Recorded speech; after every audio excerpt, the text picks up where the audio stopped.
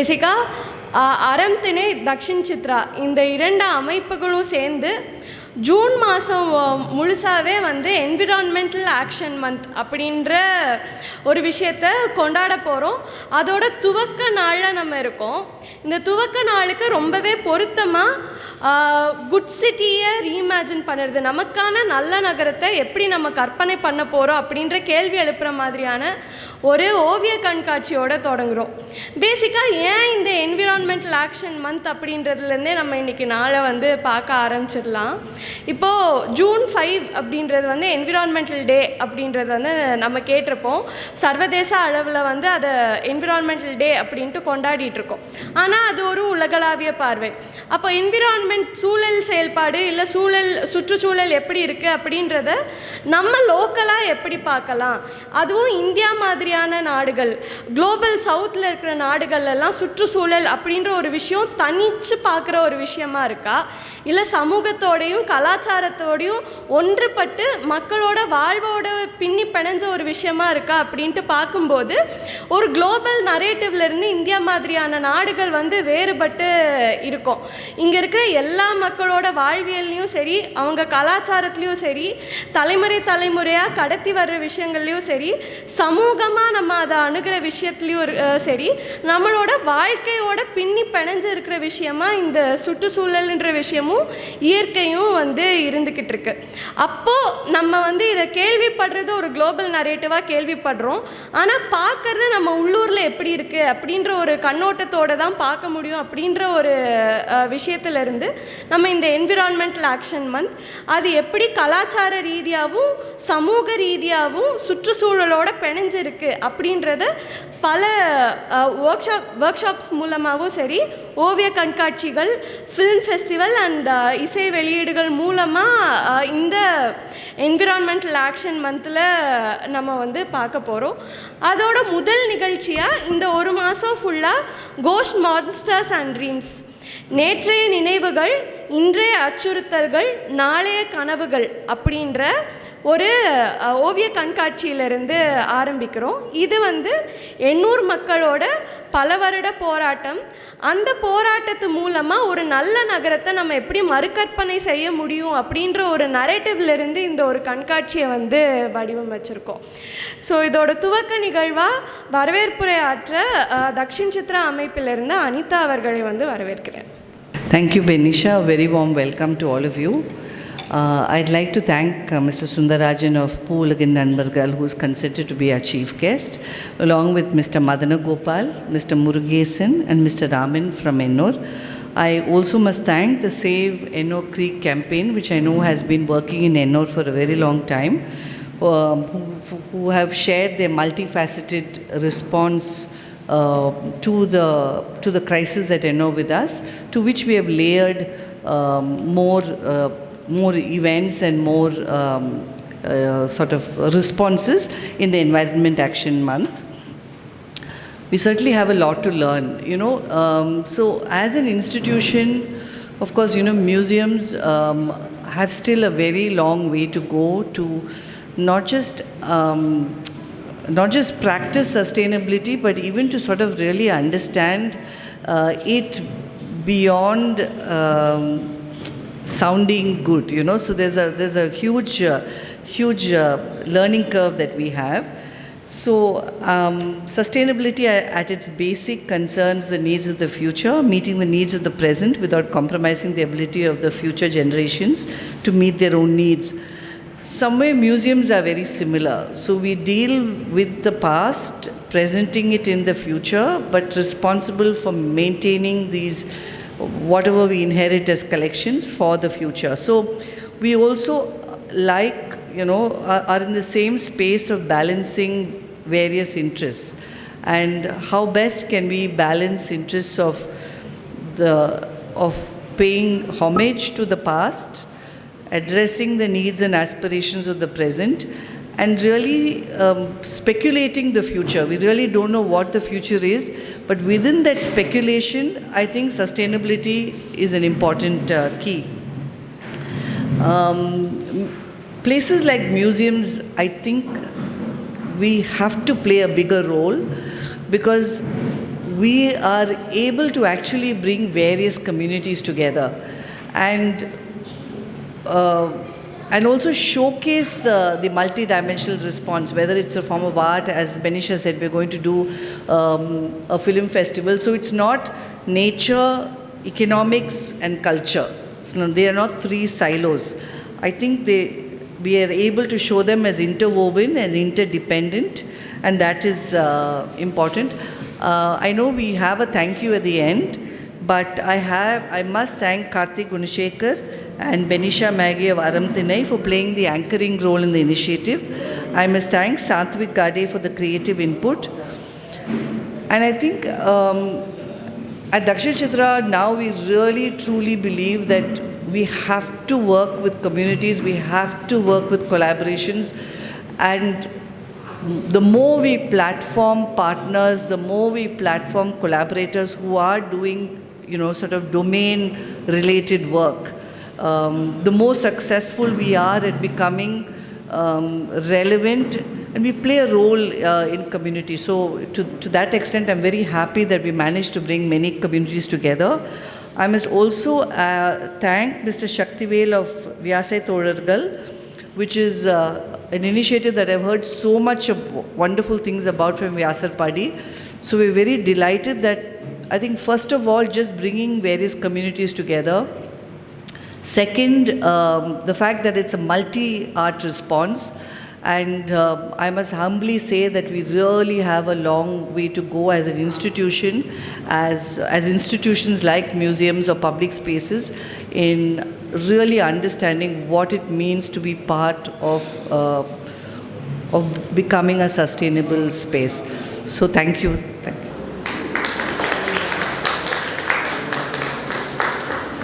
Thank you ma'am. So அடுத்த விஷயங்களுக்குள்ளே போகிறதுக்கு முன்னாடி முதல்ல இன்றைக்கான சிறப்பு விருந்தினர்களை வந்து மேடைக்கு அழைச்சி உட்கார வச்சிடலாம். அண்ணன் சுந்தரராஜன் அவர்கள், பூவுலகின் நண்பர்கள் அமைப்பின் ஒருங்கிணைப்பாளர் அவர்களை வரவேற்கிறோம். அதுக்கப்புறமா இன்றைக்கான இந்த எக்ஸிபிஷனுன்றதில் ஒரு மைய நாயகர்களாக இருக்கிறது வந்து எண்ணூர் சார்ந்த கம்யூனிட்டி மக்கள், அங்கே இருக்கிற உள்ளூர் மீனவர்கள், அவங்களோட ஒரு 50 வருட போராட்டத்தோட வெளிப்பாடு தான் இன்றைக்கி இருக்கிற இந்த எக்ஸிபிஷன். ஸோ கம்யூனிட்டியிலிருந்து வந்திருக்கிற காட்டுக்குப்பத்தை சார்ந்த மீனவர்கள் அண்ணன் மதனகோபால், முருகேசன் மற்றும் ராமன் அவர்களை வந்து மேடை கலைக்கிறோம்.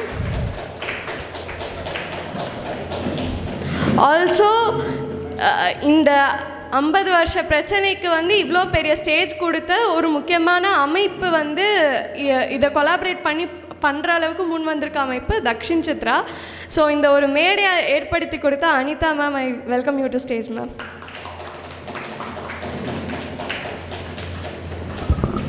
ஓகே, ஸோ முதல்ல நம்ம பேசின மாதிரி கலாச்சாரம், சமூகம், சுற்றுச்சூழல், இது எல்லாமே வந்து இந்தியா மாதிரியான நம்மளை மாதிரியான சமூகங்களில் வந்து பின்னி பிணைஞ்ச ஒரு விஷயமா இருக்குது. ஆனால் இது நம்ம வந்து எவ்வளோ தெரிஞ்சுக்கிறோம் அப்படின்றதே வந்து ரொம்ப லிமிட்டடாக தான் இருக்குது. Just minute.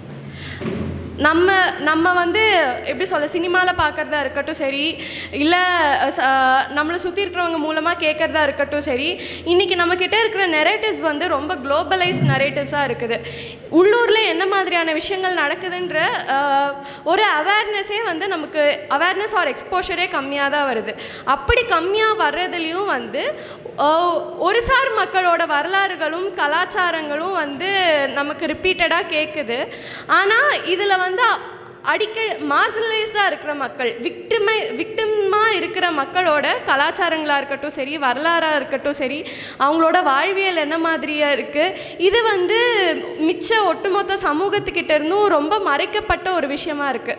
அப்போது கலாச்சாரம், சூழல் மற்றும் சமூகத்தை கொண்டாடுற இந்த மாதத்தில் அப்படி மறைக்கப்பட்ட வரலாறுகளை சொல்கிறது வந்து ஒரு முக்கியமான ஒரு விஷயமாக அமையிறது. அந்த வகையில் இன்றைக்கி 800 சார்ந்த இந்த ஒரு எக்ஸிபிஷனை வச்சுருக்கிறது அப்படின்றது வந்து இதுக்கு ரொம்ப முக்கியமான ஒரு ப்ரிமைஸ் செட் பண்ணுற ஒரு விஷயமாக வந்து நம்ம பார்க்க வேண்டிய தேவை இருக்குது. ஸோ இந்த 800 சார்ந்த எக்ஸிபிஷன் இப்படி ஒரு கலை ஆர்ட் ப்ரொடக்ஷன்ன்றது எப்படி இவால்வ் ஆச்சு அப்படின்ற ஒரு விஷயத்துக்குள்ளே போகும்போதே ஸோ எண்ணூரில் வந்து 50 ஆண்டு காலமாக ஸோ எண்ணூரை பற்றி ஒரு சின்ன கான்டெக்ட் கொடுக்கறதுக்கு அந்த ஒரு பகுதியில் மட்டுமே 38க்கு மேற்பட்ட சிகப்பு வகை பட்டியலிடப்பட்ட தொழிற்சாலைகள் இருக்குது. மக்கள் வந்து மீனவம் சார்ந்த பெரும்பான்மையான மக்கள் வாழ்ந்துக்கிட்டு இருக்காங்க. அங்கே இருக்கிற ஆறு மொத்தமாக பொல்யூட்டடாக இருக்குது. காற்று மாசு, உடல்நல பிரச்சனைகள் இப்படின்ற பிரச்சனைகள் வந்து நிறையா இருக்குது. ஸோ இந்த விஷயங்கள் எல்லாம் 50 ஆண்டு கால வருஷமாக இருக்கும்போது மக்களோட ரிசைலியன்ஸ் அப்படின்றதுமே, அதை எதிர்த்து போராடுற ஒரு விஷயம் அப்படின்றதுமே 50 ஆண்டு கால ஒரு தொடர் நிகழ்வாக வந்து நடந்துகிட்ருக்கு.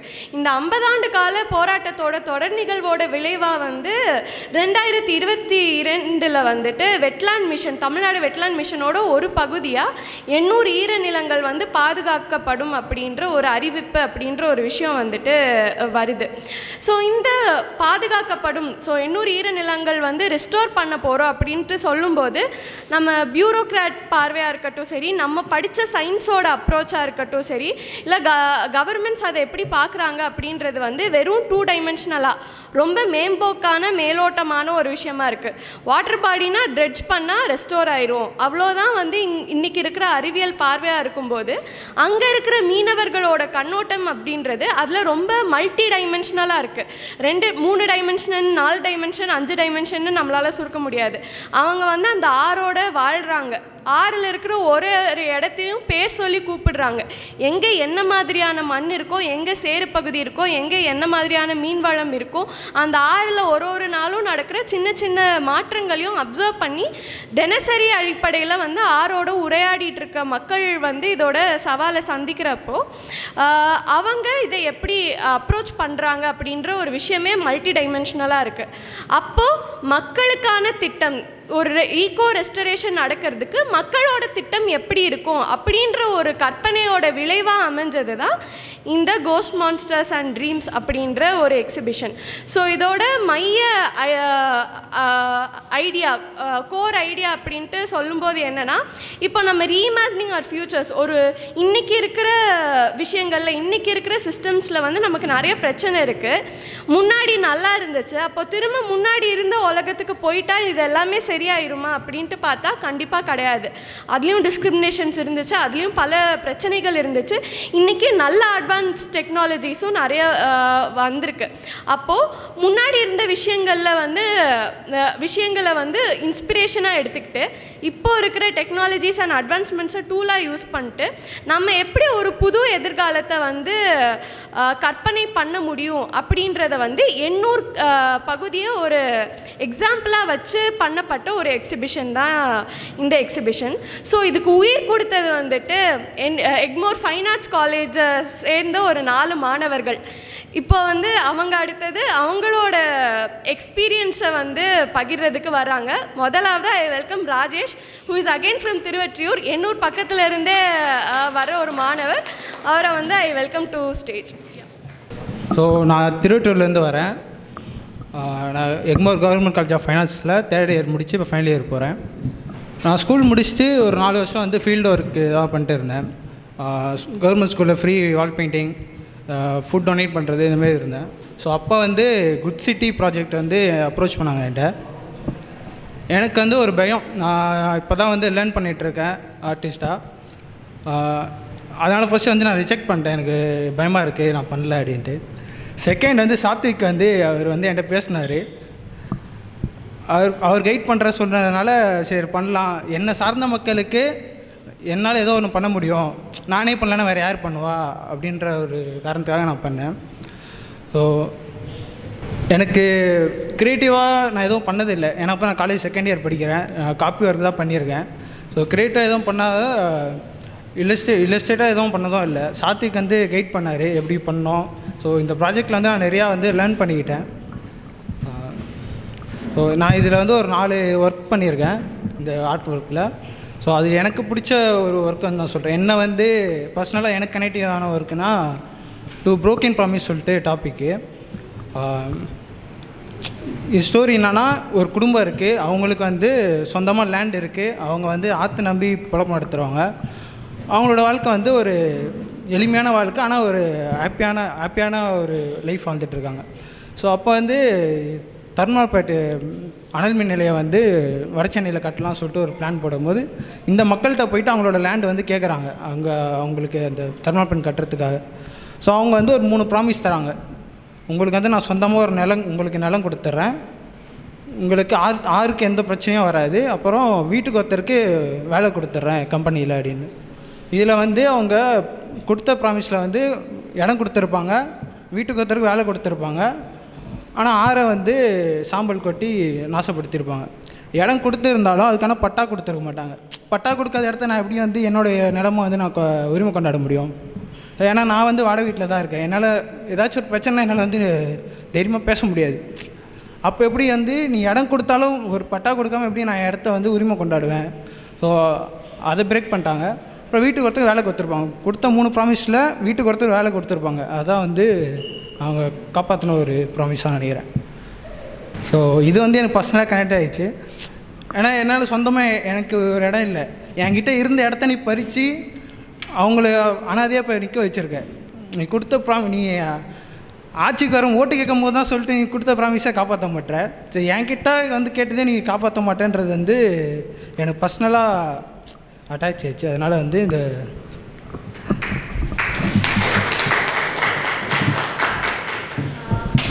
ராஜேஷ்க்கு ஒரு சின்ன சிறப்பு பரிசு வழங்கி கௌரவிக்க நம்மளோட கெஸ்ட் சுந்தரராஜன் அவர்களே வந்து அழைக்கிறேன். அண்ணா,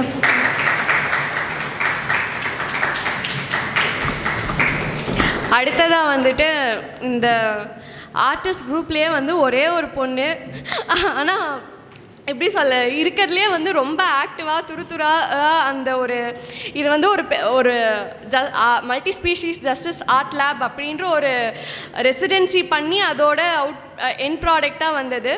அந்த ஒரு மொத்த விஷயத்தையுமே லைவ்லியாக வச்சுக்கிட்ட ஒரு நபர் கிருபாவதியை வந்து மேடை கலைக்கிறேன். Good evening to everyone. ஆக்சுவலாக என் பேர் கிருபா. இந்த ஆர்ட் ஒர்க்கில் நான் சேர்ந்து ஒர்க் பண்ணுறதுல ரொம்ப ஹாப்பியாக இருந்தேன். நிறைய மெமரிஸாக இருக்கட்டும், நிறைய விஷயம் எனக்கு ரொம்ப ஹாப்பியான மொமெண்ட்டாக இருந்தது. ஒரு ஆர்ட்டாக இருந்தாலும் சரி, ஒரு அழகிய பொருளாக மட்டும் இல்லாமல் நம்ம சோகத்தையும் ஒரு ஹாப்பியான விஷயத்தையும் அதை எக்ஸ்ப்ளோர் பண்ணி அதை நம்ம ஆர்ட் மூலிமா கொண்டு வந்து அதை வெளியே சொல்லும் போது அது ரொம்ப சந்தோஷமாக இருக்குது. ஃபர்ஸ்ட் ஆஃப் ஆல் நான் எல்லாருக்கும் தேங்க்ஸ் சொல்லிக்கிறேன் இந்த ஸ்பேஸ் எனக்கு கிடச்சதுக்கு. அண்ட் கேலரியோடைய அனிதா மேமாக இருக்கட்டும், இங்கே வந்திருக்க எல்லாருக்கும் ஃபஸ்ட் தேங்க்ஸ். இதில் 4 ஒர்க்கு நானும் பண்ணியிருக்கேன். அதில் எனக்கு மெயினாக பிடிச்ச ஒர்க் என்னென்னா மணிப்பூர் தமிழ்ச்சி, இந்த ஃபுட் ஃபார் த ஃபாக்ஸ். அதெல்லாம் மெயினாக மணிப்பூர் தமிழ்ச்சி பற்றி நான் சொல்கிறேன். ஏன்னா எனக்கும் அந்த ஸ்டோரிக்கும் நிறைய கனெக்டிவிட்டி இருக்குது. அதில் என்னென்னா மணிப்பூர் தமிழ்ச்சின்னு ஒரு லேடி இருப்பாங்க, அவங்க நேம் அதில் மென்ஷன் பண்ணல. அவங்க படிக்கிறதுக்காக ரொம்ப விருப்பப்பட்டாங்க. பட் ஆனால் அவங்களால அது படிக்க முடியாமல் சூழ்நிலை ஆகிடுச்சு. ஏன்னா அவங்க காலேஜ் போகணுன்னு ஆசைப்பட்டாங்க. ஸ்கூல்லேயே ஒரு 7th 8th ஸ்டாப் பண்ணிட்டாங்க. காட்டு வழியாக அவங்க நடந்து போய் ஒரு 5 கிலோமீட்டர் கணக்கு நடந்து போய் படிக்கணும் அப்படின்னு அவங்க பேரண்ட்ஸ் வந்து வேண்டாம் அப்படின்னு ஸ்டாப் பண்ணிட்டாங்க. எனக்கு அந்த ஒரு பாயிண்ட் வந்து எனக்கு ரிலேட்டடாக இருந்துச்சு. பிகாஸ் நான் படிக்க போனோன்னா நான் ஒரு 6 hour ட்ராவல் பண்ணணும் 1 டேக்கு. அந்த மாதிரி ட்ராவல் பண்ணி வந்து தான் படிப்பேன். ஸோ அந்த பாயிண்ட் வந்து எனக்கு ரிலேட்டடாக இருந்துச்சு. அது மட்டும் இல்லாமல் அங்கே இருக்கிற மக்கள் வந்து எண்ணூரில் வந்து ஒரு இனமான சார்ந்த மக்கள் மட்டும் இல்லை, அங்கே பல இன மக்கள் இருக்காங்க. இது மனுஷனுக்கு மட்டும் இல்லை, மிருகங்களுக்கும் பறவைங்களுக்கும் வந்து அந்த ஊர் வந்து ரொம்ப யூஸ்ஃபுல்லாக இருந்துக்கு. அங்கே இருந்த மக்கள் ரொம்ப நிறைய விதமான மக்கள் அங்கே வாழ்ந்து வந்துட்டு இருந்தாங்க. அதை எக்ஸாம்பிளாக வச்சு தான் நான் அந்த ஒர்க்கில் வந்து ஒரு கேர்ள், அப்புறம் வந்து பேர்ட்ஸ் வந்து ஃப்ளமிங்கோ, ஈகிளையும் வந்து ரிலேட்டட் பண்ணியிருப்பேன். ஈகிள் வந்து என்னென்னா அங்கேவே வாழ்கிற ஒரு பறவை, பட் ஃப்ளமிங்கோன்றது அந்த இன சார்ந்த பறவை இல்லை, அந்த இடத்துடைய பறவை இல்லை, அது வெளியே இருந்து வந்து வாழ்கிற பறவை. ஸோ அதை கனெக்ட் பண்ணி தான் நான் அந்த ஒர்க்கை பண்ணியிருப்பேன். இந்த மாதிரி ஃபுட் ஃபார் த ஃப்ராக்ஸ், அதுவும் அவங்களோட வாழ்வியல் ஸ்டோரி வந்து சொல்லி அது நம்ம வந்து வெளியே கொண்டு வரோம், ஒரு ஆர்ட் மூலிமா சொல்கிறோம் அப்படின்னும் போது அது ரொம்ப பெரிய விஷயம். இப்போ ஒரு விஷயம் ஒரு ஆர்ட்னா அழகியலா அப்படி மட்டும் பார்க்காம அது மூலிமா அதுக்கு பின்னாடி இவ்வளோ ஒரு ஸ்டோரி, பேக் ஸ்டோரி இருக்குது அப்படின்னும் போது அது எனக்கும் ரொம்ப கனெக்டிவிட்டியாக இருந்துச்சு. எனக்கு ஒரு ஸ்டார்டிங்கில் எனக்கு இதை பற்றி எனக்கும் இது தெரியாது. நானும் இப்போது படிச்சுட்டு தான் இருக்கேன், ஃபைனல் இயர் போக போகிறேன். ஸ்டார்டிங் டைமில் சடனாக இப்படி என்னை கூப்பிட்டு இந்த மாதிரி ஒர்க் பண்ணணும் அப்படின்னு சொன்னாங்க. என்ன இது அப்படின்ற மாதிரி தான் நானும் கொஞ்சம் நர்வஸ் ஆனேன். எனக்கு இதை பற்றி தெரியாதே அப்படின்னு. பட் எனக்கு ஆர்ட் ஃபீல்டு தான் போகணும் அப்படி இருந்துச்சு. சரி நம்ம இதை எடுத்து பண்ணுவோம், தெரியலனாலும் நம்ம ஒரு விஷயத்துக்கு உள்ளே போய் பண்ணும் போது தான் நம்ம அதை பற்றி கற்றுப்போம், லேர்ன் பண்ணுவோம், அந்த மாதிரி இருந்துச்சு. எனக்கு சாத்விக் ப்ரோ நிறைய விஷயத்தில் ஹெல்ப் பண்ணார். எப்படி எப்படி அதை நம்ம பண்ணணும் அப்படின்றது, ஒர்க்கெல்லாம் நம்ம எப்படி பார்க்கணும் அப்படின்னு சொல்லி. அண்டு நிறைய விஷயத்தில் இந்த டீம் ஆக்சுவலாக நிறைய ஹெல்ப் பண்ணாங்க. அவங்க மூலிமா நாங்களும் வந்து ஒர்க்கை நல்லா பண்ணி வச்சுருவோம். எக்ஸாம்பிள் பெனி, ராஜு ப்ரோ, இவங்க எல்லாருமே வந்து இந்த டீமில் ரொம்ப, நாங்கள் வந்து ஜஸ்ட் ஒர்க் பண்ணியிருக்கோம், எங்களுக்கு பின்னாடி வந்து நிறைய பேர் இருக்காங்க. பிகாஸ் நாங்கள் ஸ்டோரி வச்சு நாங்கள் ரிலேட் பண்ணி நாங்கள் ஒர்க் பண்ணோம் தான். பட் அந்த ஸ்டோரி கலெக்ட் பண்ணது சிலர் எங்களுக்கு பின்னாடி இருக்காங்க. அவங்களும் இதுக்கான ஒர்க்லாம் பின்னாடி நிறைய பண்ணியிருக்காங்க. And okay, thank you.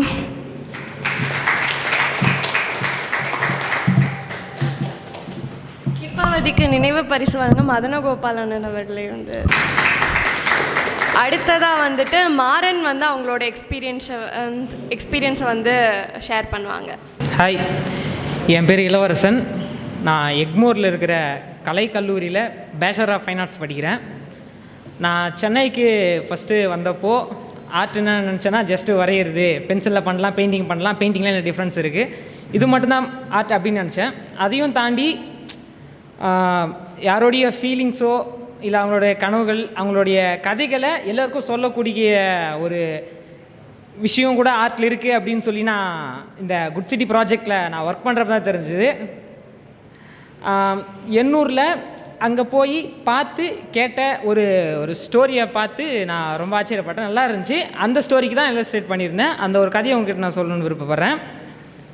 அந்த கதையோட பேர் வந்து தாழம்பூ.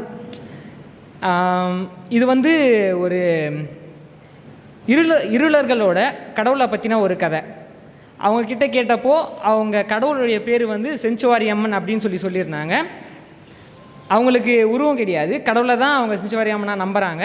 அவங்களுக்கு ரொம்ப பிடிச்ச ஒரு பூ அப்படின்னு சொன்னால் தாழம்பூ, தாமரைப்பூ, முல்லைப்பூ ரொம்ப பிடிக்கும். ஏன்னா அது அங்கே தான் கிடைக்கும் அதிகமாக. அது எடுத்துகிட்டு போயிட்டு அவங்க சாமிக்கு படைப்பாங்க. அது எப்படி படைப்பாங்கன்னு சொல்கிறதுலாம் ஒரு இன்ட்ரெஸ்டிங்கான ஒரு விஷயம் இருக்குது. எப்படின்னு சொன்னால், அந்த கடற்கரையிலே தாழம்பூ நிறைய இருக்கும். அதை போன உடனே பறிக்க முடியாது, அதுக்குள்ளே பாம்பு இருக்கும். அதனால் ஒரு குச்சியை வச்சு தட்டுவாங்க. ரொம்ப பெரிய பாம்பு இருக்காது, ஒரு குட்டி பாம்பு தான் இருக்கும். அதை கூட அவங்க சாமியாக நம்புகிறாங்க. அது போயிட்ட உடனே ஒரு எல்லோ கலர் கிளாத்தில் வச்சு அதை சுற்றி அவங்க கடவுளுக்கு எடுத்துன்னு படிப்பாங்க. அது ஏன் அவங்க எல்லோ கலர் கிளாத்தில் எடுத்துன்னு சுற்றி படிக்கிறாங்கன்னு சொன்னால், அதோடைய ஸ்மெல்லு கூட அவங்க சாமிக்கு முழுசாக கிடைக்கணும் அப்படின்னு சொல்லி நினைக்கிற ஒரு பியூரான அளவு எப்படி இருக்குது பாருங்கள் அப்படின்னு சொல்கிற மாதிரி இருந்துச்சு. நமக்கு எல்லாருக்கும் கடவுள் நம்பிக்கை இருக்கும், பட் இருந்தாலும் அவங்கள மாதிரி இருக்குமான்னு சொல்லி தெரியல. அதனால் அந்த ஸ்டோரி ரொம்ப பிடிச்சிச்சு, அதுக்காக நான் இல்லஸ்ட்ரேட் பண்ணியிருந்தேன். இந்த வாய்ப்பை கொடுத்த குட் சிட்டிக்கும் இங்கே வந்திருக்க எல்லாருக்கும் தேங்க்ஸ்.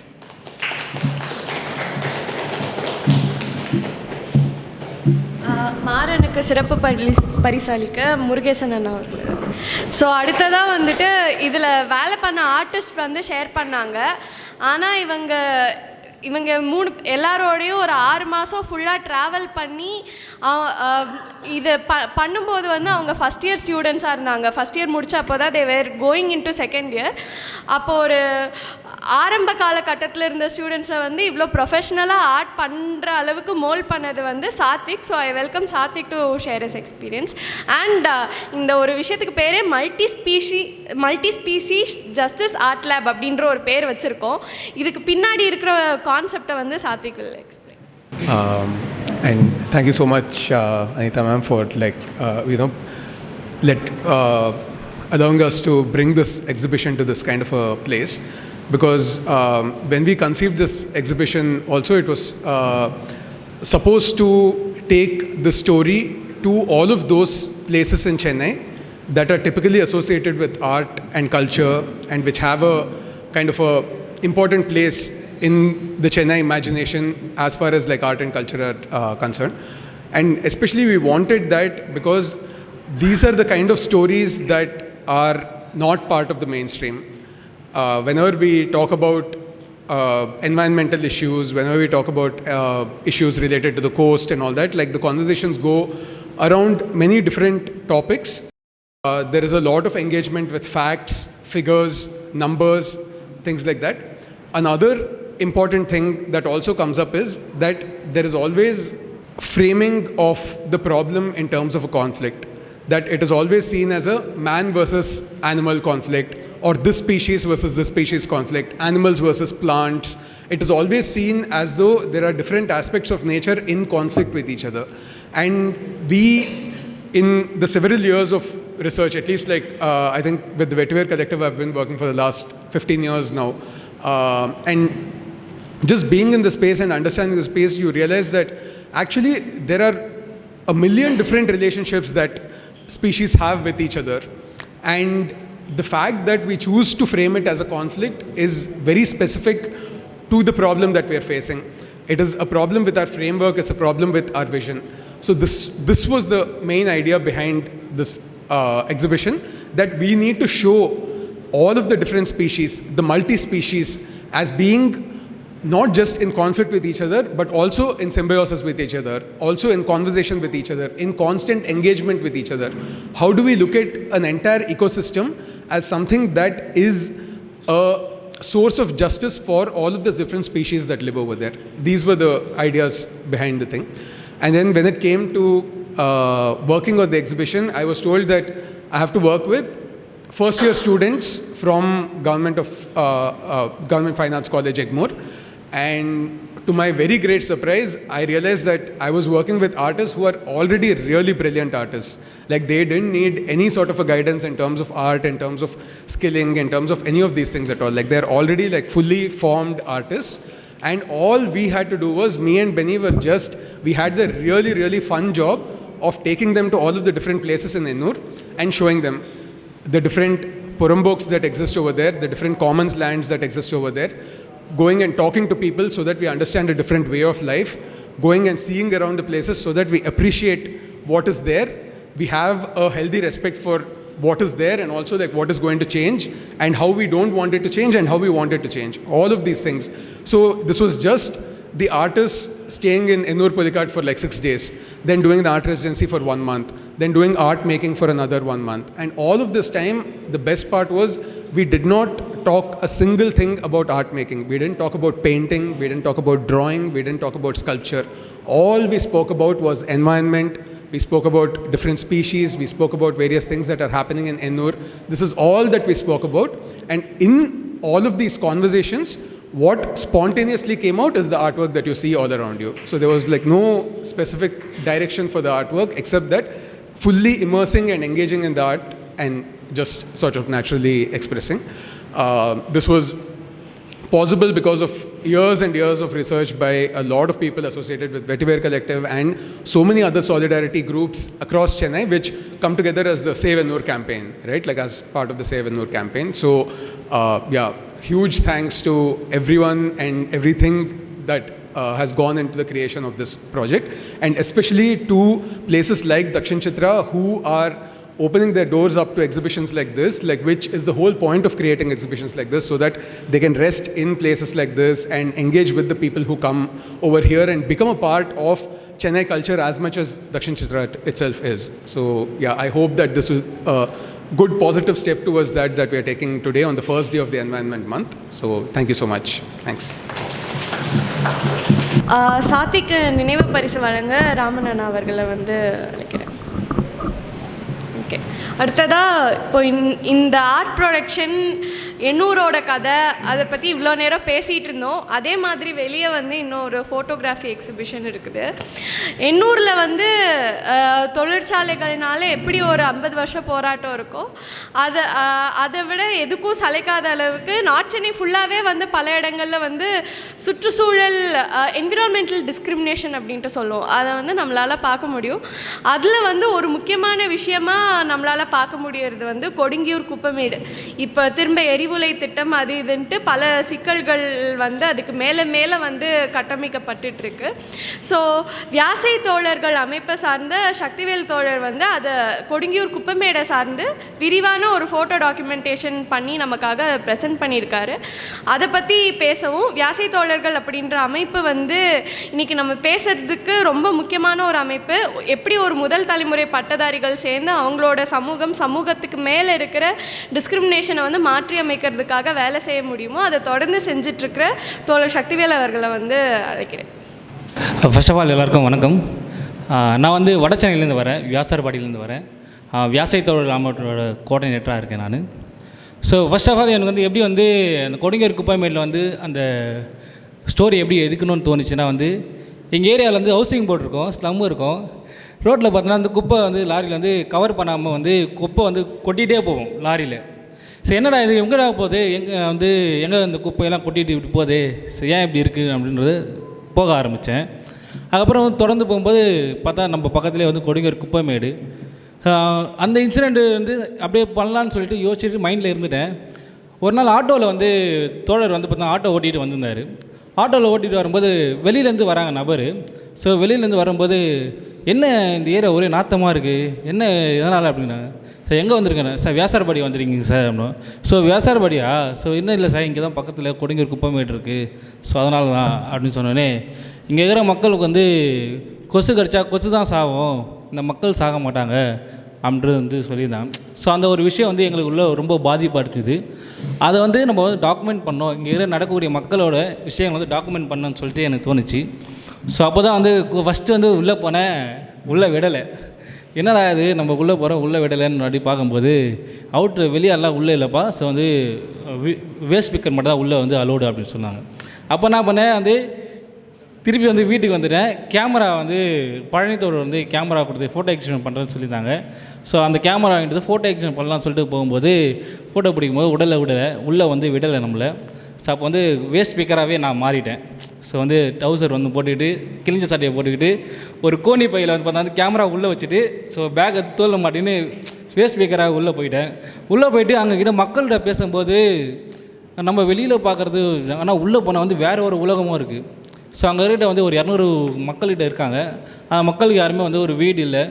ஸோ அவங்களை பார்த்தா உள்ளே ஒரு பாத்ரூமுக்கும் சரி எந்த ஒரு ஃபெசிலிட்டியுமே எதுவுமே இல்லாமல் அவங்க வந்து வெறும் குப்பை பொறுப்பாங்க. அந்த குப்பையை பொறுக்கி அதில் வர வந்து பைசா வந்து கடையில் போட்டு அன்றைக்கி அதில் வர பைசா வச்சு அவங்க சாப்பிடுவாங்க. ஸோ இதுதான் அவங்களுக்கு பார்த்தா யாருக்குமே ரேஷன் கார்டு கிடையாது, ஆதார் கார்டு கிடையாது, ஸோ ஓட்டர் ஐடி எந்த ஒரு விஷயமும் கிடையாது.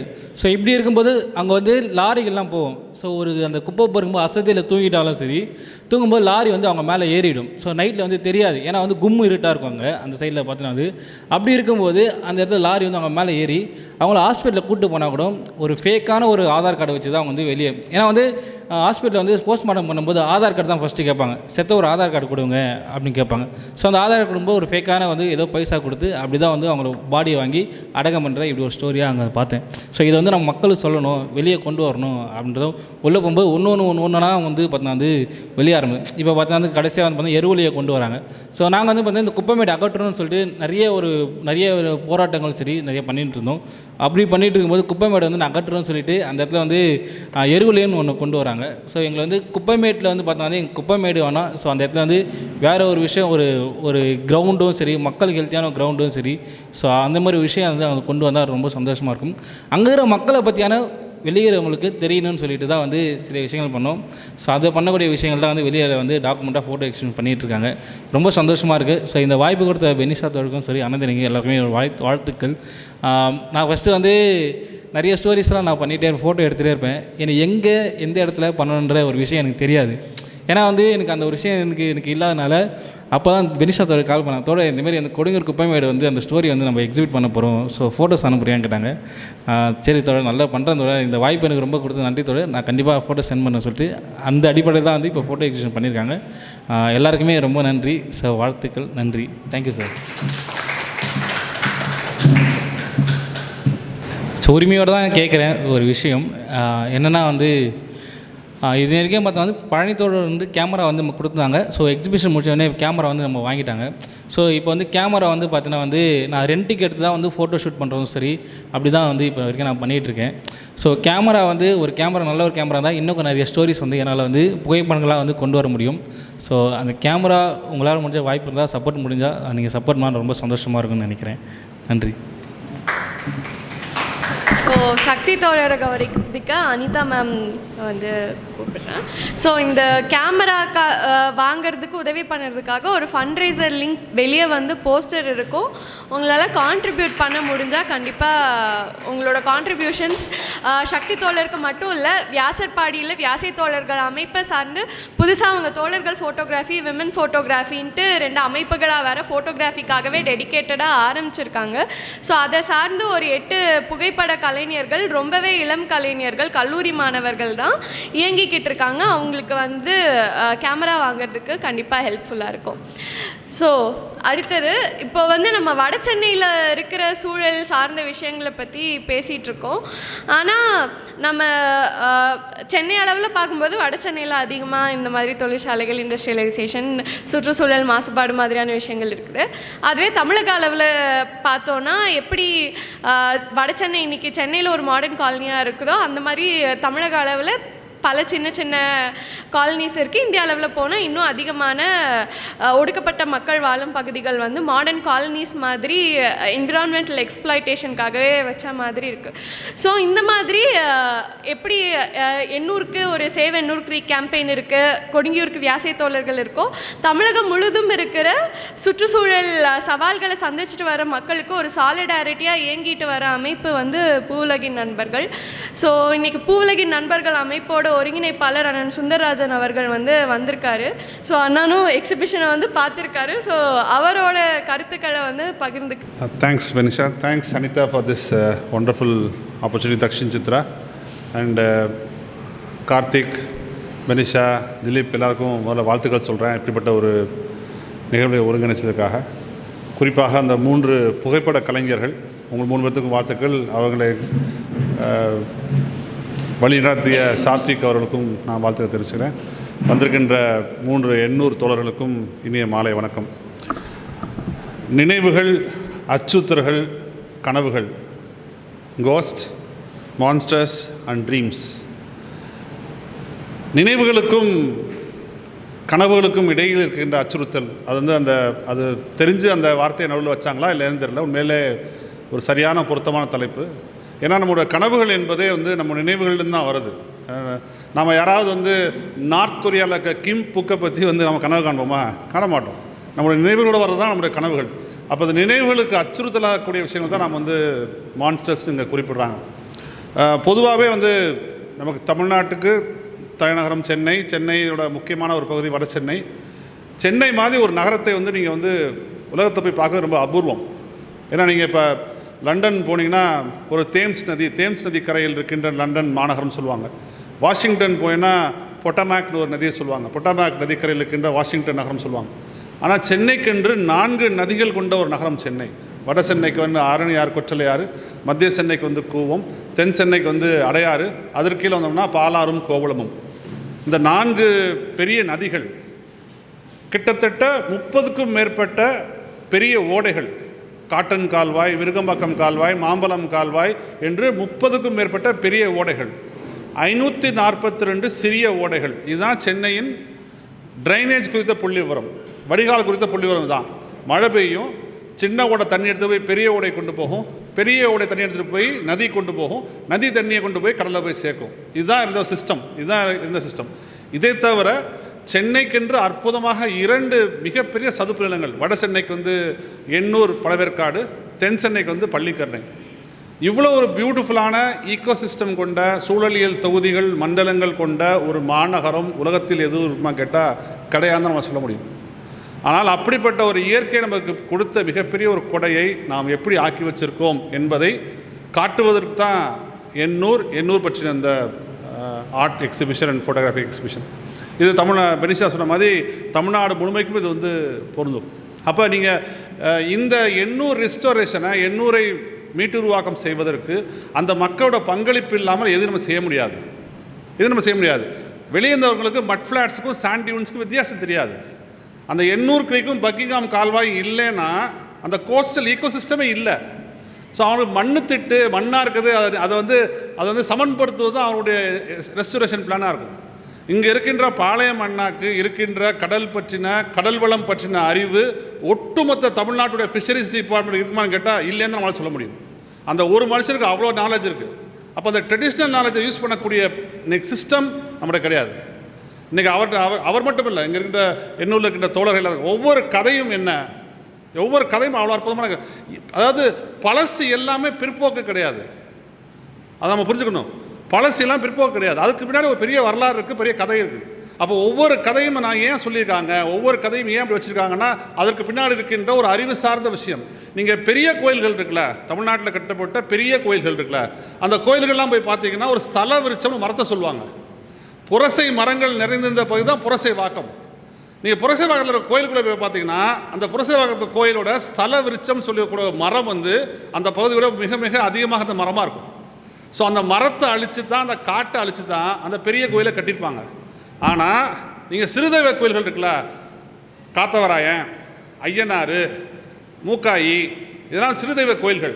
இந்த கோயில்கள் எங்கே இருக்குன்னா மரங்கள் கீழே இருக்கும், காட்டுக்குள்ளே இருக்கும் இந்த கோயில்கள்.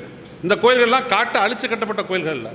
ஸோ இப்போ இந்த ரெண்டுக்குமே பெரிய வேறுபாடு இருக்குது. நீங்கள் அந்த சிறுதெய்வ கோயில்கள் யார், அந்த நம்முடைய பண்பாட்டோடும் கலாச்சாரத்தோடும் எப்படி பின்னி பிறஞ்சிருக்கு, பெருந்தெய்வத்தோட கோயில்கள் எப்படி இருக்கிற விஷயத்தை தான் நம்ம வந்து புரிஞ்சுக்கணும். இந்த நமக்கு கொடுக்கப்பட்டிருக்கின்ற, அதாவது நான் ஏற்கனவே சொன்ன மாதிரி பழசாக இருக்கிறது எல்லாமே பிற்போக்குத்தனம் கிடையாது. ஃபஸ்ட்டு புரிஞ்சுக்கணும், பிற்போக்குத்தனம் கிடையாது. ரெண்டாவது, கலையை வந்து போராட்டங்களோட வடிவங்களாக பார்க்க வேண்டும். அதுக்கு இந்த எக்ஸிபிஷன் நிச்சயமாக நான் உதவும் நினைக்கிறேன். நீங்கள் நிக் வூட் என்கிற அந்த ஃபோட்டோகிராஃபர் அந்த கிம் புக் என்கிற ஒரு சிறுமியை எடுத்த புகைப்படம், நப்பாம் கேர்ள் அப்படி எடுத்து அந்த சின்ன புள்ள 7 வயசு புள்ள கையை அப்படி விரிச்சுக்கிட்டு ஓடி வருவா. அவள் உடம்புல வந்து நாப்பாம் பாம்போட துகள்கள் வந்து பட்டு சதறிக்கும். அந்த ஃபோட்டோகிராஃபர் எடுத்தார் நிக் வுட்னு ஒரு ஃபோட்டோகிராஃபர். அந்த ஃபோட்டோகிராஃப் தான் உலகத்திற்கு வியட்நாமில் அமெரிக்கா செய்த அட்டுழியங்களை வெளிக்கொண்டது, அந்த போர் நிறுத்துவதற்கு முக்கிய காரணமாக அமைந்தது அந்த ஒரு ஃபோட்டோகிராஃப் தான். அதே மாதிரி நாம் எவ்வளவோ மேடைகளில் போட்டு பேசியிருப்பாங்க ஹிட்லர் பற்றி. ஆனால் Charlie Chaplin the great dictator படம் ஹிட்லரை பற்றி சொல்லிய அளவுக்கு வேறு எந்த ஒரு மேடை பேச்சும் வந்து கொண்டிருக்க முடியாது. அதே மாதிரி தான் கெவின் கார்ட்டருடைய அந்த ஒரு புகைப்படம், இந்த வல்ச்சர் த கேர்ள், அந்த புகைப்படம் வந்து சூடானில் ஏற்பட்ட 1990களில் சூடானில் ஏற்பட்ட மிகப்பெரிய பஞ்சத்தை உலகத்திற்கு காட்டியதற்கு முக்கியமான காரணம் வந்து அந்த ஒரு புகைப்படம். அப்போ ஆர்ட் ஃபார்ம்ஸை, அது புகைப்படமாக இருக்கலாம், ஆர்ட்டாக இருக்கலாம், டாக்குமெண்ட்ரி ஃபில்மாக இருக்கலாம், இல்லை ஷார்ட் ஃபில்மாக இருக்கலாம், பாடல்களாக இருக்கலாம், கவிதையாக இருக்கலாம், கதையாக இருக்கலாம், எதனா இருக்கலாம். ஸோ ஆர்ட் ஃபார்ம்ஸை போராட்டங்களுக்கு பயன்படுத்துவது என்பது மிக மிக முக்கியமான விஷயம் நாம் பார்க்க வேண்டும். அந்த வகையில் இந்த ஓவிய கண்காட்சியும் புகைப்பட கண்காட்சியும் ஒருங்கிணைத்த அனைத்து தோழருக்கும் நான் வந்து பூவுலகின் சார்பில் வாழ்த்துக்களையும் பாராட்டுகளையும் நான் வந்து தெரிவிச்சுக்கிறேன். ரொம்ப ரொம்ப முக்கியமான முன்னகர்வாக நாம் பார்க்க வேண்டும். அந்த பாலச்சந்திரங்கிற ஒரு சின்ன பையன் ஒரு பிஸ்கட் சாப்பிட்டு சுட்டுக் கொல்லப்பட்ட படம் தான் இலங்கை தீவில் ஈழத்தில் ஏற்பட்ட மாபெரும் படுகொலையை உலகத்திற்கு காட்டியது. இப்படி ஒவ்வொரு விஷயத்தையும் நான் வந்து எடுத்துகிட்டே வரலாம். ஒவ்வொரு விஷயத்தை பார்க்கும்போதும் ஆர்ட் ஃபார்ம்ஸ் வந்து எப்படி நமக்கு வந்து யூஸ் ஆகிருக்கு, எப்படி நமக்கு வந்து உதவி புரிஞ்சிருக்கு போராட்டங்களுக்கு விஷயத்தையும் நம்ம வந்து புரிந்து கொள்ள முடியும். நான் இன்னொரு சேர்த்து சொல்கிறேன்.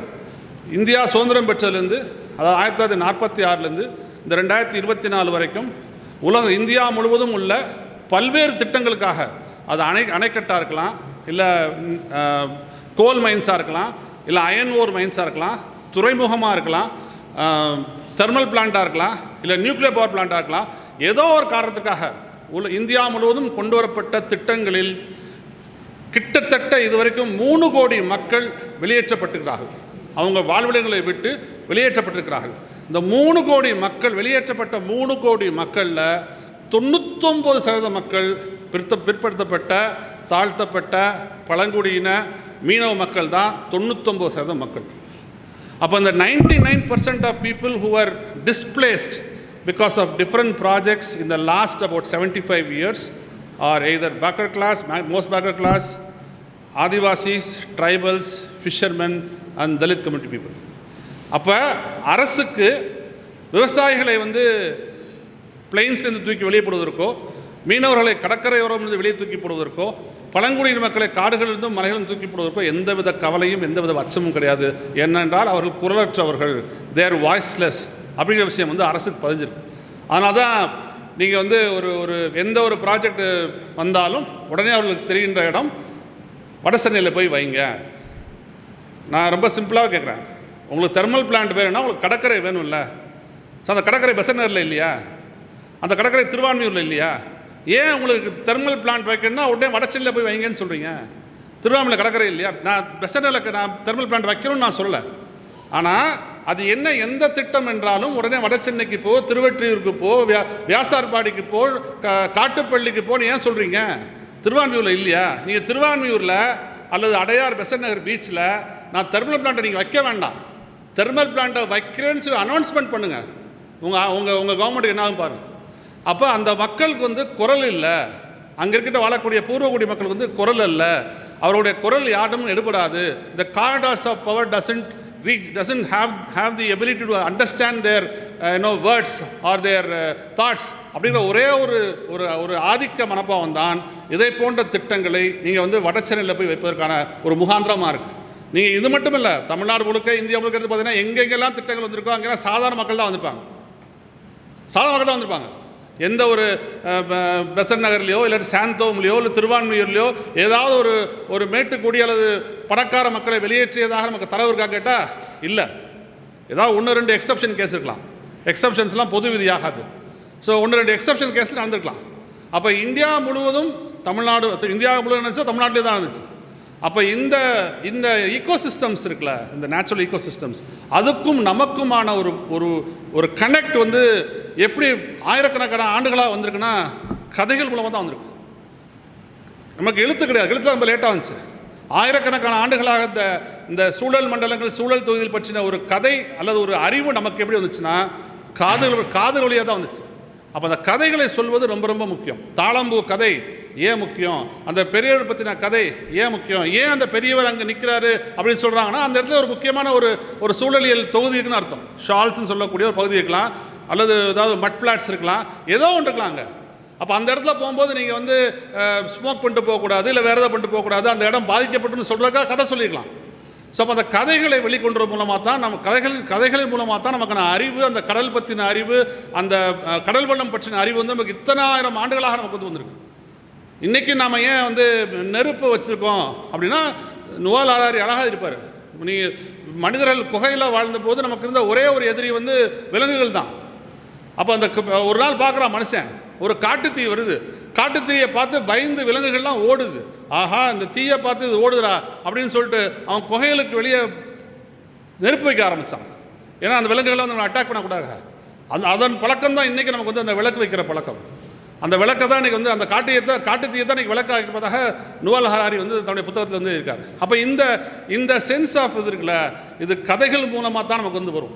அப்போ கதைகள், கவிதைகள், documentary films, photographs, art forms இவையெல்லாம் நம்முடைய போராட்டங்களின் வடிவங்களாக நாம் பார்க்க வேண்டும். வெறும் அங்கே நம்ம உட்காந்து நூற்றுக்கணக்கான நாட்கள் உட்காந்து போராடுவது ஒரு போராட்டம் என்றால், அந்த போராட்டத்தை பற்றி, அதுக்கான சூழலியல் தொகுதியை பற்றி மற்றவர்களுக்கு கொண்டே சேர்ப்பதற்கு இதை போன்ற விஷயங்கள் நிச்சயமாக பெரும் பயனை தரும். இந்த எண்ணூர் ரெஸ்டோரேஷன் பிளான், பீப்புள்ஸ் பிளானை நிச்சயமாக மக்களின் பங்களிப்போடு அரசு செயல்படுத்த வேண்டும் என்ற கோரிக்கையை தான் இந்த ஃபோட்டோ எக்ஸிபிஷன் மூலமாக நாம் வலியுறுத்த முடியும். இந்த ஃபோட்டோ எக்ஸிபிஷன் நிச்சயமாக அதுக்கான ஒரு ஸ்டார்டிங் பாயிண்ட்டாக இருக்கும்.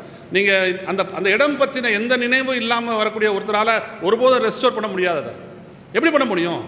அந்த அந்த அந்த இடத்துக்கு அவர் என்ன இம்பார்ட்டன்ஸ்னு அந்த ஆளுக்கு எப்படி தெரியும்? இவங்ககிட்ட கேட்டால் தெரியும், அந்த பகுதியில் மக்கள்கிட்ட கேட்டால் தெரியும். ஸோ அப்போ அந்த லோக்கல் பார்ட்டிசிபேஷன் இல்லாமல் எந்த ரெஸ்டோரேஷன் பிளானும் நம்ம டெக்னாலஜிக்கு எதிரானவும் கிடையாது. ஆனால் அதே நேரத்தில் technology is not a panacea of all ப்ராப்ளம்ஸும் நமக்கு தெரியும். சர்வரோக நிவாரணம் கிடையாது தொழில்நுட்பத்தை நீங்கள் பயன்படுத்திக்கலாம், ஆனால் அது சர்வரோக நிவாரணம் கிடையாது. அப்போ மக்களோட பங்களிப்பு இல்லாமல் செய்யப்படுகின்ற எந்த ஒரு முன்னெடுப்பும் தோல்வியில் தான் போய் முடியும். அதை வந்து நமக்கு வரலாறு பல விஷயங்கள் நம்ம காட்டிகிட்டு வந்திருக்கு. அப்போ நான் இந்த ஃபோட்டோ எக்ஸிபிஷனோட ஒரு டேக்அவே பாயிண்ட்டாக நான் எடுத்துக்க விரும்புகிறது, நம்ம எல்லாருக்கும் எடுத்துக்க விரும்புவது, இந்த ஃபோட்டோ எக்ஸிபிஷன் மூலமாக இந்த எண்ணூர் உங்களுடைய புதிய 21ஆம் நூற்றாண்டில் 22ஆம் நூற்றாண்டில் சென்னையை ஒரு காலநிலை மீள்திறன் கொண்ட நகரமாக மாற்றுவதற்கான உங்களோட கனவு இருக்குல்ல, யுவர் ட்ரீம்ஸ், அது எப்படி நடக்கும்னா அங்கே லோக்கல் பார்ட்டிசிபேஷன் தான் நடக்கணும். இல்லாட்டி அந்த அந்த அந்த சக்ஸஸ் வந்து வரவே வராது. So unless you involve the local people you will not succeed. அந்த ஒரு அறைகூவலுக்கான அந்த ஒரு கோரிக்கைக்கான ஒரு துவக்க புள்ளியாக இந்த எக்ஸிபிஷனையும் இந்த ஃபோட்டோ எக்ஸிபிஷன் நாம் வந்து நிச்சயமாக எடுத்துக்கொள்ள முடியும். நான் மறுபடியும் வியாச தோழர்கள், மற்ற ஓவியம் அறிந்த தோழர்கள், வந்திருக்கின்ற அனைத்திற்கும், பெனிஷா, கார்த்தி, அனிதா எல்லோருக்கும் நான் வந்து நன்றியும் பாராட்டு தெரிவித்துக்கிறேன். நன்றி, வணக்கம். நன்றி அண்ணா. சுந்தரராஜன் அவர்களை கௌரவிக்க அனிதா மேம் அவர்கள்.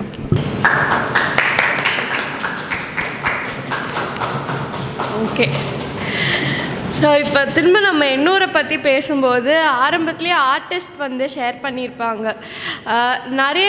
நிறைய பேர் சேர்ந்து கதைகள் சேகரித்து வந்து அது மூலமாக தான் வந்து எங்களால் ஆர்ட் பண்ணுறதுக்கு ஒரு பிளாட்ஃபார்ம் வந்து செட் பண்ணி கொடுத்தாங்க அப்படின்றது. ஸோ இப்போ எண்ணூர் இங்கே இருக்கிறவங்களில் எண்ணூரில் இருக்கிற பிரச்சனைகள் பற்றி இதுக்கு முன்னாடி கேள்விப்படாதவங்களுக்கு என்னடா எண்ணூர்னு சொல்லிட்டுருக்காங்க அப்படின்றது புதுசாக இருக்கும். ஸோ நீங்கள் வந்து போய் படிக்கிறதுக்கான ரிப்போர்ட்ஸ் அந்த மாதிரியான விஷயங்கள் நிறையா இருக்குது. இப்போது நாங்கள் சொல்கிறது மூலமாக நீங்கள் கேட்குறதா இருக்கட்டும் சரி, படிக்கிறதா இருக்கட்டும் சரி, உங்களால் நிறைய ஃபேக்ட்ஸை படிக்க முடியும்.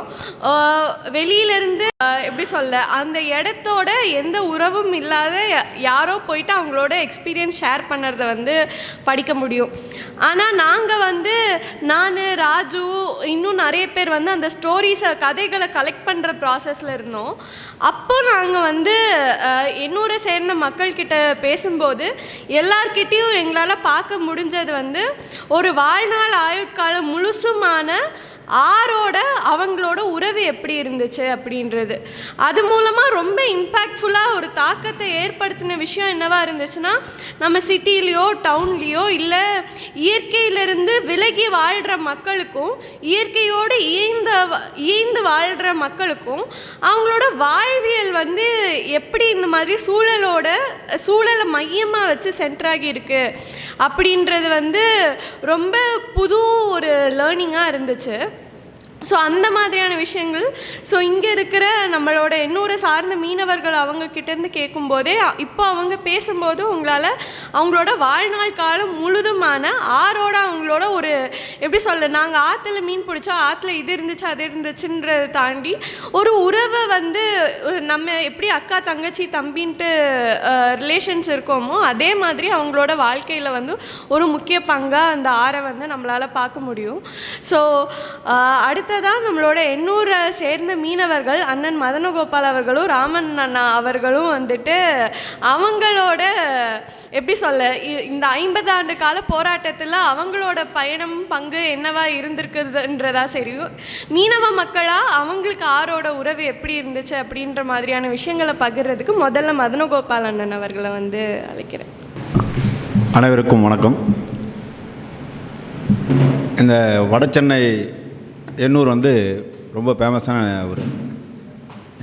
ஃபேமஸான ஊர்னால் இப்போ மட்டும் இல்லை, இது தெரிய ஆரம்பித்தது 2015 தான். எண்ணூர் 2015 நம்ம சென்னை வெள்ளத்தில் முழுனப்போ தான் எண்ணூர்னா ரொம்ப ஃபேமஸானது. ஏன்னா எண்ணூர் முழுகிடுச்சுன்னா சென்னை இருக்காது. ஏன்னா அங்கே வந்து முகத்துவாரம் இருக்குது. எவ்வளோ தண்ணியாக இருந்தாலும் அந்த முகத்துவாரம் ஒழிச்சிடும். இந்த முகத்துவாரம் எப்படி வந்ததுன்னா கேட்டால், முதல்லாம் வந்து வெள்ளைக்கார காலத்தில் முகத்துவாரம்லாம் இல்லை. அந்த முகத்துவாரத்தை வந்து வெட்டினது தான் பெரிய பரவல். அந்த பெரிய பரவலில் வந்து 1970, 71, 72 thermal power, Ennore thermal power station வருது. அது வரும்போது இந்த முகத்துவாரம் முக்கியத்துவம் ஆகுது. அந்த முகத்தை அடைய விடக்கூடாது. அடைஞ்சிருச்சுன்னா அதுக்கு முன்னே வந்து எங்கள் 8 கிராமம் இருக்கும். 8 கிராமன்றது அங்கே பிரதானமானது. எண்ணூர்னா 8 கிராமம். அந்த அது சார்ந்து தான் வரும். 8 கிராமம் இருக்கும்போது 8 கிராமம் வந்து எண்ணூர் முழுகக்கூடாது. அந்த முகத்திரத்தை வெட்டுவாங்க இந்த மழை காலத்தில். ஏன்னா மேட்டில் இருக்க தண்ணியெல்லாம் இந்த மோத்தார், இந்த களிமுத்து தான் வந்தவன். அப்போ வந்து அந்த மோத்திரத்தை வெட்டி விட்டால் தான் அந்த இதுவாக இருக்கும். இதை வந்து என்ன பண்ணுவாங்க, எண்ணூர் தெர்மல் பவர் ஸ்டேஷன் வந்தோடனே ஒரு அந்த மோத்தாரம் முக்கியமானதாக தெரிஞ்சுது. அந்த வழியாக தான் அந்த இன்டேக்னுவாங்க. அந்த நம்ம இபி இந்த தெர்மல் ஸ்டேஷனோட மெயினாக அந்த கரண்ட் வர்றதுக்கு அந்த தண்ணி தான் முக்கியம்.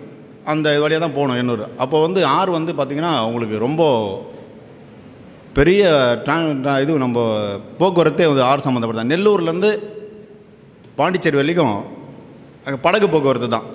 நெல், அரிசி, பால் இது எல்லாமே வந்து இந்த எண்ணூர் சந்தான் வந்துருக்கும். அந்த எண்ணூர் தான் மெயினான இடமா இருந்தது.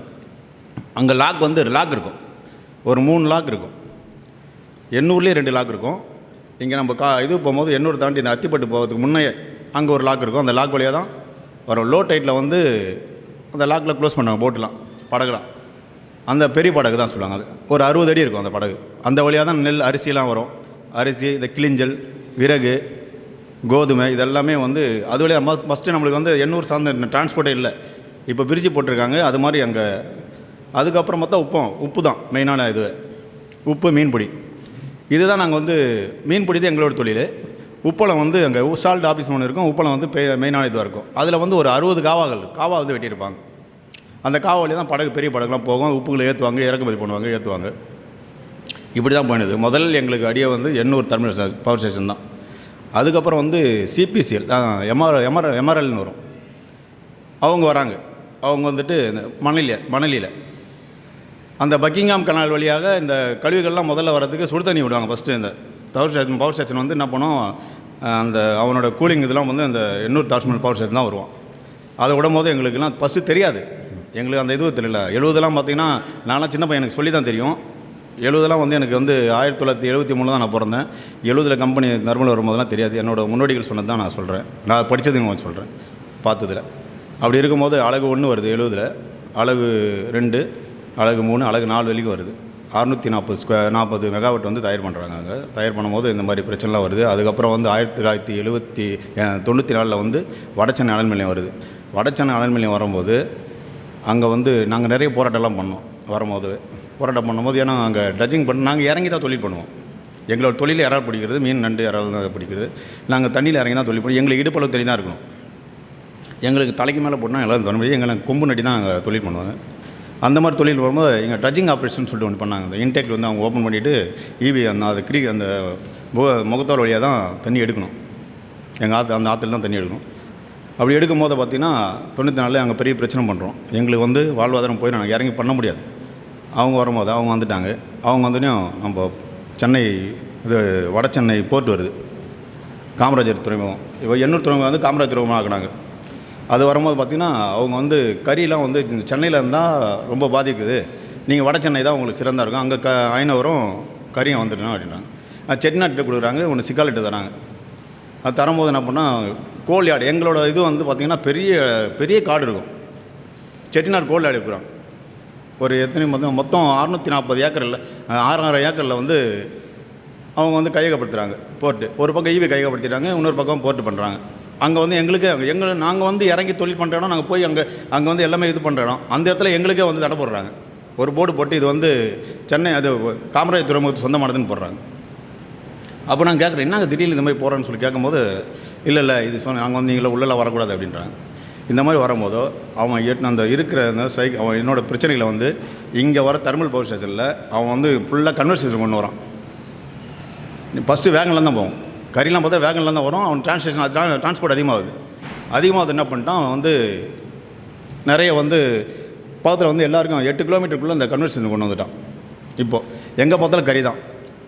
நாங்கள் காலையில் வெடிகாலில் வலைக்கு போய்ட்டு வந்தோம்னா எங்களுக்கு கறி சுவாசிக்க முடியாது. எல்லாம் நிறைய பிரச்சனைகள் இருக்குது எண்ணூரில். அது மட்டும் இல்லாமல் ஆயில் இப்போ கூட 2023 கூட பாருங்கள், அந்த ஃப்ளட் நம்ம வெள்ள இதில் வந்து சிபிசிஎல் வந்து ஆயில் விட்டாங்க. அந்த ஆயில் டெபாசிட் ஆகிட்டு இன்னும் கூட எங்களுக்கு தொழில் வந்து ரொம்ப முடங்கி போயிடுச்சு. நாங்கள் வந்து அதுக்கு முன்னே 1970 பார்த்திங்கன்னா எங்கள் ஒரு 3 கிலோமீட்டருக்குள்ளே நாங்கள் தொழில் பண்ணுறோம். ஒரு 3 கிலோமீட்டருக்குள்ளே எங்களோட தொழில் வந்து ரொம்ப சிறந்திருந்தது. மடவை மீன் பிடிப்போம், இறால் பிடிப்போம், நண்டு பிடிப்போம், பழவர் காட்டை நடுவாங்க. பழவர் காட்டை எடுத்தது எண்ணூர் தான் வந்து மீன்பிடியிலே வந்து அதிகம் வந்து அதாவது இது வரைக்கும் இவர் வந்து அந்த தொழில் சந்தை பண்ணிட்டுருக்காரு. இன்ன வரையும் அந்த தொழில் தான் ஒரு உயிர் நாடி. ஒரு நாள் வந்து ஒரு தொழில் போகலாம், இவரோட வந்து அன்றைக்கி வந்து இவரால் ஒன்றும் முடியாது. வந்து கேட்பார், ஏங்க வந்து ஊரில் இந்த மாதிரி தொழில் பார்க்க விட்டீங்க, அவர் 3 பிள்ளைகளை வந்து 3 பிள்ளையும் படிக்க வச்சார். ஒரு பொண்ணு கல்யாணம் கட்டார், இன்னும் 2 பசங்களுக்கு இருக்குது. அந்த ஆற்று தொழில் நம்பி தான் அவர் முன்னேறி வந்துடுறாரு. அவ்வளோ சிறப்பாக இருந்தது ஆற்று தொழில். இவரை எதுக்கு நாங்கள் கை கட்டி யாருக்கும் பதில் சொல்ல வேண்டியது இல்லை. எங்களோட தொழில், என்னை சார்ந்த தொழில், என்னை பாரம்பரிய தொழில். நான் கூட என் பையனை படிக்க வைக்கிறேன், என் தொழில் சார்ந்து தான் படிக்கணும். அது எங்களுக்கு தெரியா இருந்தாலே நாங்கள் பொழைச்சிடுவோம். நாங்கள் யார்கிட்டையும் கை கட்டி வந்து நிற்க வேண்டியதில்லை. ஏன்னா அவசியமே இல்லை எங்களுக்கு. நாங்கள் எங்கள் உடம்பை வச்சுருக்கோம், ஒரு இடத்துல போய் கை கட்டி அப்போ அதுதான் நினைப்பாங்க. இப்போ கூலி தொழிலாம் போய் ஆரம்பிச்சிட்டாங்க. நாங்கள் கூலி தொழிலாம் போக ஆரம்பிச்சிட்டோம். நாங்கள் எங்கள் ஆளுங்க வந்து இந்த குப்பை பிறகுலாம் போக மாட்டாங்க. இப்போ போகிறாங்க, கார்பரேஷனில் வந்து வேலைக்கு கூப்பிட்றாங்க, கவுன்சிலர் வந்து கூப்பிட்றாரு. சரி தொழில் இல்லாமல் இருக்கீங்களே வாங்க அப்படின்னு சொல்லிட்டு போகிறாங்க. என்ன செய்கிறது, எல்லாம் தொழில் தான். அது தொழிலை வந்து நான் குறை சொல்ல வரணும், எல்லாமே தொழில் தான். ஆனால் நாங்கள் அந்த சூழலுக்கு தள்ளப்பட்டுட்டோம். ஒரு கம்பெனி இல்லை, வடச்சென்னை அனல் நிலையம், NTCL, அப்புறம் HPCL, BBCL, அப்புறம் வந்து இப்போ இது காட்டுப்பள்ளி துறைமுகம், அதானி துறைமுகம், LNT துறைமுகம், இது மாதிரி துறைமுகம் எல்லாமே வந்து இப்போ கூட வந்து ஒரு பிரச்சனையாக போனால் பெரிய பெரிய ரோடுன்னு சொல்லிட்டு ஒரு 400 அடி ரோடு போடுறாங்க. அந்த பிரச்சனைக்கு போட்டு RTO கிட்ட கேட்குறோம். RTO எங்களுக்கு சப்போர்ட் பண்ணல, அவங்களுக்கு தான் சொல்கிறேன், நீங்கள் வந்து தடுத்தீங்கன்னா உங்கள் மேலே தான் பிரச்சனை பண்ணுவோம், நீங்கள் தடுக்கக்கூடாதுன்னு. இப்போ பார்த்தீங்கன்னா வந்து ஒரு 300 மீட்டர் இடத்த வந்து ஒரு 15 மீட்டர் இடத்துக்குள்ளே தான் கொண்டு வந்துட்டாங்க. இப்போ மழை காலத்தில் பார்த்தீங்கன்னா அது போகிறது கஷ்டமாக இருக்கும். இப்போ நான் வந்து சின்ன பையனை தொழில் போகும்போது பெரிய காடு, இந்த போர்ட்லாம் இல்லாதப்போ பெரிய காடு, சத்தங்கள்லாம் பார்த்திங்கன்னா அவ்வளோ பறவைகள் அவ்வளோ இருக்கும். நைட்டில் வந்து நைட்டில் வந்து ஒரே 2 இடத்துல தான் வந்து சத்தமே கேட்கும். ஒன்று காட்டுப்பள்ளியில் ஒன்று கேட்கும், அதுக்கப்புறம் வந்து எண்ணூர் சொல்லுவாங்க, பழைய எண்ணூர் சொல்லுவாங்க, அந்த வந்து எண்ணூர் குப்பைன்னு சொல்லுவாங்க. அந்த இடத்துல தான் வந்து இது பெரிய காடு. அது அந்த காடு வந்து பெரிய பார்த்திங்கன்னா காடு அழிச்சிட்டு இப்போ இவங்களே காடு அழிக்கிற, இவங்களே மரம் நட்டுறாங்க. அதை நாம் சேர்ந்து அதை பண்ணுவாங்க. இவ்வளோ பிரச்சனை இருக்குது. அப்படி இருக்கும்போது எங்கள் தொழில் வந்து அவ்வளோ சார்ந்து நல்லா இருந்தது. ஒரு நாள் போனோம்னா சரிண்ணே, நாங்கள் போய் லைலாண்ட் பவுண்டியில் கூட எங்களை வேலைக்கு கூப்பிட்டாங்க. எண்ணூர் லைலாண்ட் பவுண்டியில் எங்களை வேலைக்கு கூப்பிட்டாங்க. எங்கள் ஆளுங்க கூட அப்போ போக மாட்டேன்னாங்க. ஏன்னா அவ்வளோ வருமானம் கிடச்சிது எங்களுக்கு, அவ்வளோ வருமானம் கிடச்சிது. அது நாங்கள் ஏன் மொத்த விட்டு இப்போ கை கட்டி வேலை செய்யணும்னு சொல்லிட்டு இருந்தோம். அப்படி இருக்கும்போது எங்களுக்கு வந்து ரொம்ப இப்போ பார்த்திங்கன்னா வந்து அது மட்டும் இல்லாமல் சாரு மசுன்னு சொல்லுவாங்க, காக்காளி. இந்த காக்காளின்றது தென் அமெரிக்காவில் வந்து அந்த ஊடுருவியது, தென்னருவம் ஊடுருவது. அது என்ன பண்ணிடுதுன்னா, இப்போ சாயில் வந்து உங்களுக்கு ஸ்ட்ராங்காக இருக்கிறதுல வந்து அது ஃபார்ம் ஆகும், லூஸ் சாயில் வந்து ஃபார்ம் ஆகாது. அது ஃபார்ம் ஆகிட்டோம்னா ஒரு 6 அடி 3 அடி இருக்கிற இடத்துல ஃபுல்லான 1 அடி 1.5 அடி அளவு ஆகிடுச்சு. இப்போ படகு போக்குவரத்து இல்லாத நிலைமை ஆகிடுச்சு. இப்போ நாங்கள் அதுக்கும் போராட்டம் தான் பண்ணின்னு இருக்கோம். 2015 நாங்கள் போராட்டம் பண்ணுறது எப்படின்னா, எங்களுக்கு விஷயங்கள் தெரியாது. அரசாங்கம் வந்து அரசாங்க வேலையாக இருந்தாலும் அது தடுக்கக்கூடாது. எங்கள் முன்னோர் சொன்னது தான் அதெல்லாம். நீ தடுத்தால் நம்மளை கைது பண்ணுறாங்க, நீ தடுக்காத. எங்களுக்கு ஒரு சிலர் வழிகெடுத்து மூலமாக நாங்கள் வந்து கேள்வி கேட்க ஆரம்பித்தோம். ஏன் இது பர்மிஷன் வாங்கியிருக்கீங்களா, நீங்கள் இது பண்ணுறீங்க, கிளியரன்ஸ் வாங்கிக்கிறீங்களா, இதெல்லாம் கேட்க ஆரம்பித்ததுனால அவங்க இப்போ வந்து நான் சொன்னால் கேட்குறாங்க. நான் கேட்குறத வந்து செவி சாய்க்கிறாங்க. இல்லை இது வாங்கலை, இப்போ நான் வாங்காத கவர்மெண்ட் வேலை இல்லை, நீங்கள் காமிங்க, இதை காமிச்சா தான் நாங்கள் செய்ய விடுவோம். அந்த மாதிரி நாங்கள் பேசுகிறதுனால இப்போ எங்களுக்கு அது வந்து இப்போது ஒரு சிலர்லாம் தடுக்கவும் பார்க்குறாங்க, நீங்கள் அதெல்லாம் கேட்கக்கூடாதுன்னு. அது இருக்கும்ல, எல்லா வில்லேஜ்லேயும் இருக்கும், இது அரசாங்கம் தந்தது தடுக்கக்கூடாது அப்படின்னு சொல்லிட்டு. நாங்கள் அதெல்லாம் பார்க்குறதில்ல. இப்போ நாங்கள் இப்போ கேள்வி கேட்குறோம். இப்போ ஆறு வந்து எங்களுக்கு தூய்மை. ஃபஸ்ட்டு இருந்து பார்த்திங்கன்னா காலை வச்சோம்னா நல்லா அந்த தண்ணியில் ஒரு இதுவும் பிரச்சனை வராது. இப்போ நீங்கள் காலை வச்சிங்கன்னா நாங்கள் என் ஊருக்கு நேரம் போய் காலை வச்சு கால் வந்து ஷூ பட்ட மாதிரி ஆகிடும். அவ்வளோ சுவேஜ் அவ்வளோ வரும் பிரச்சனைலேருந்து, இந்த அவ்வளோ வரும்.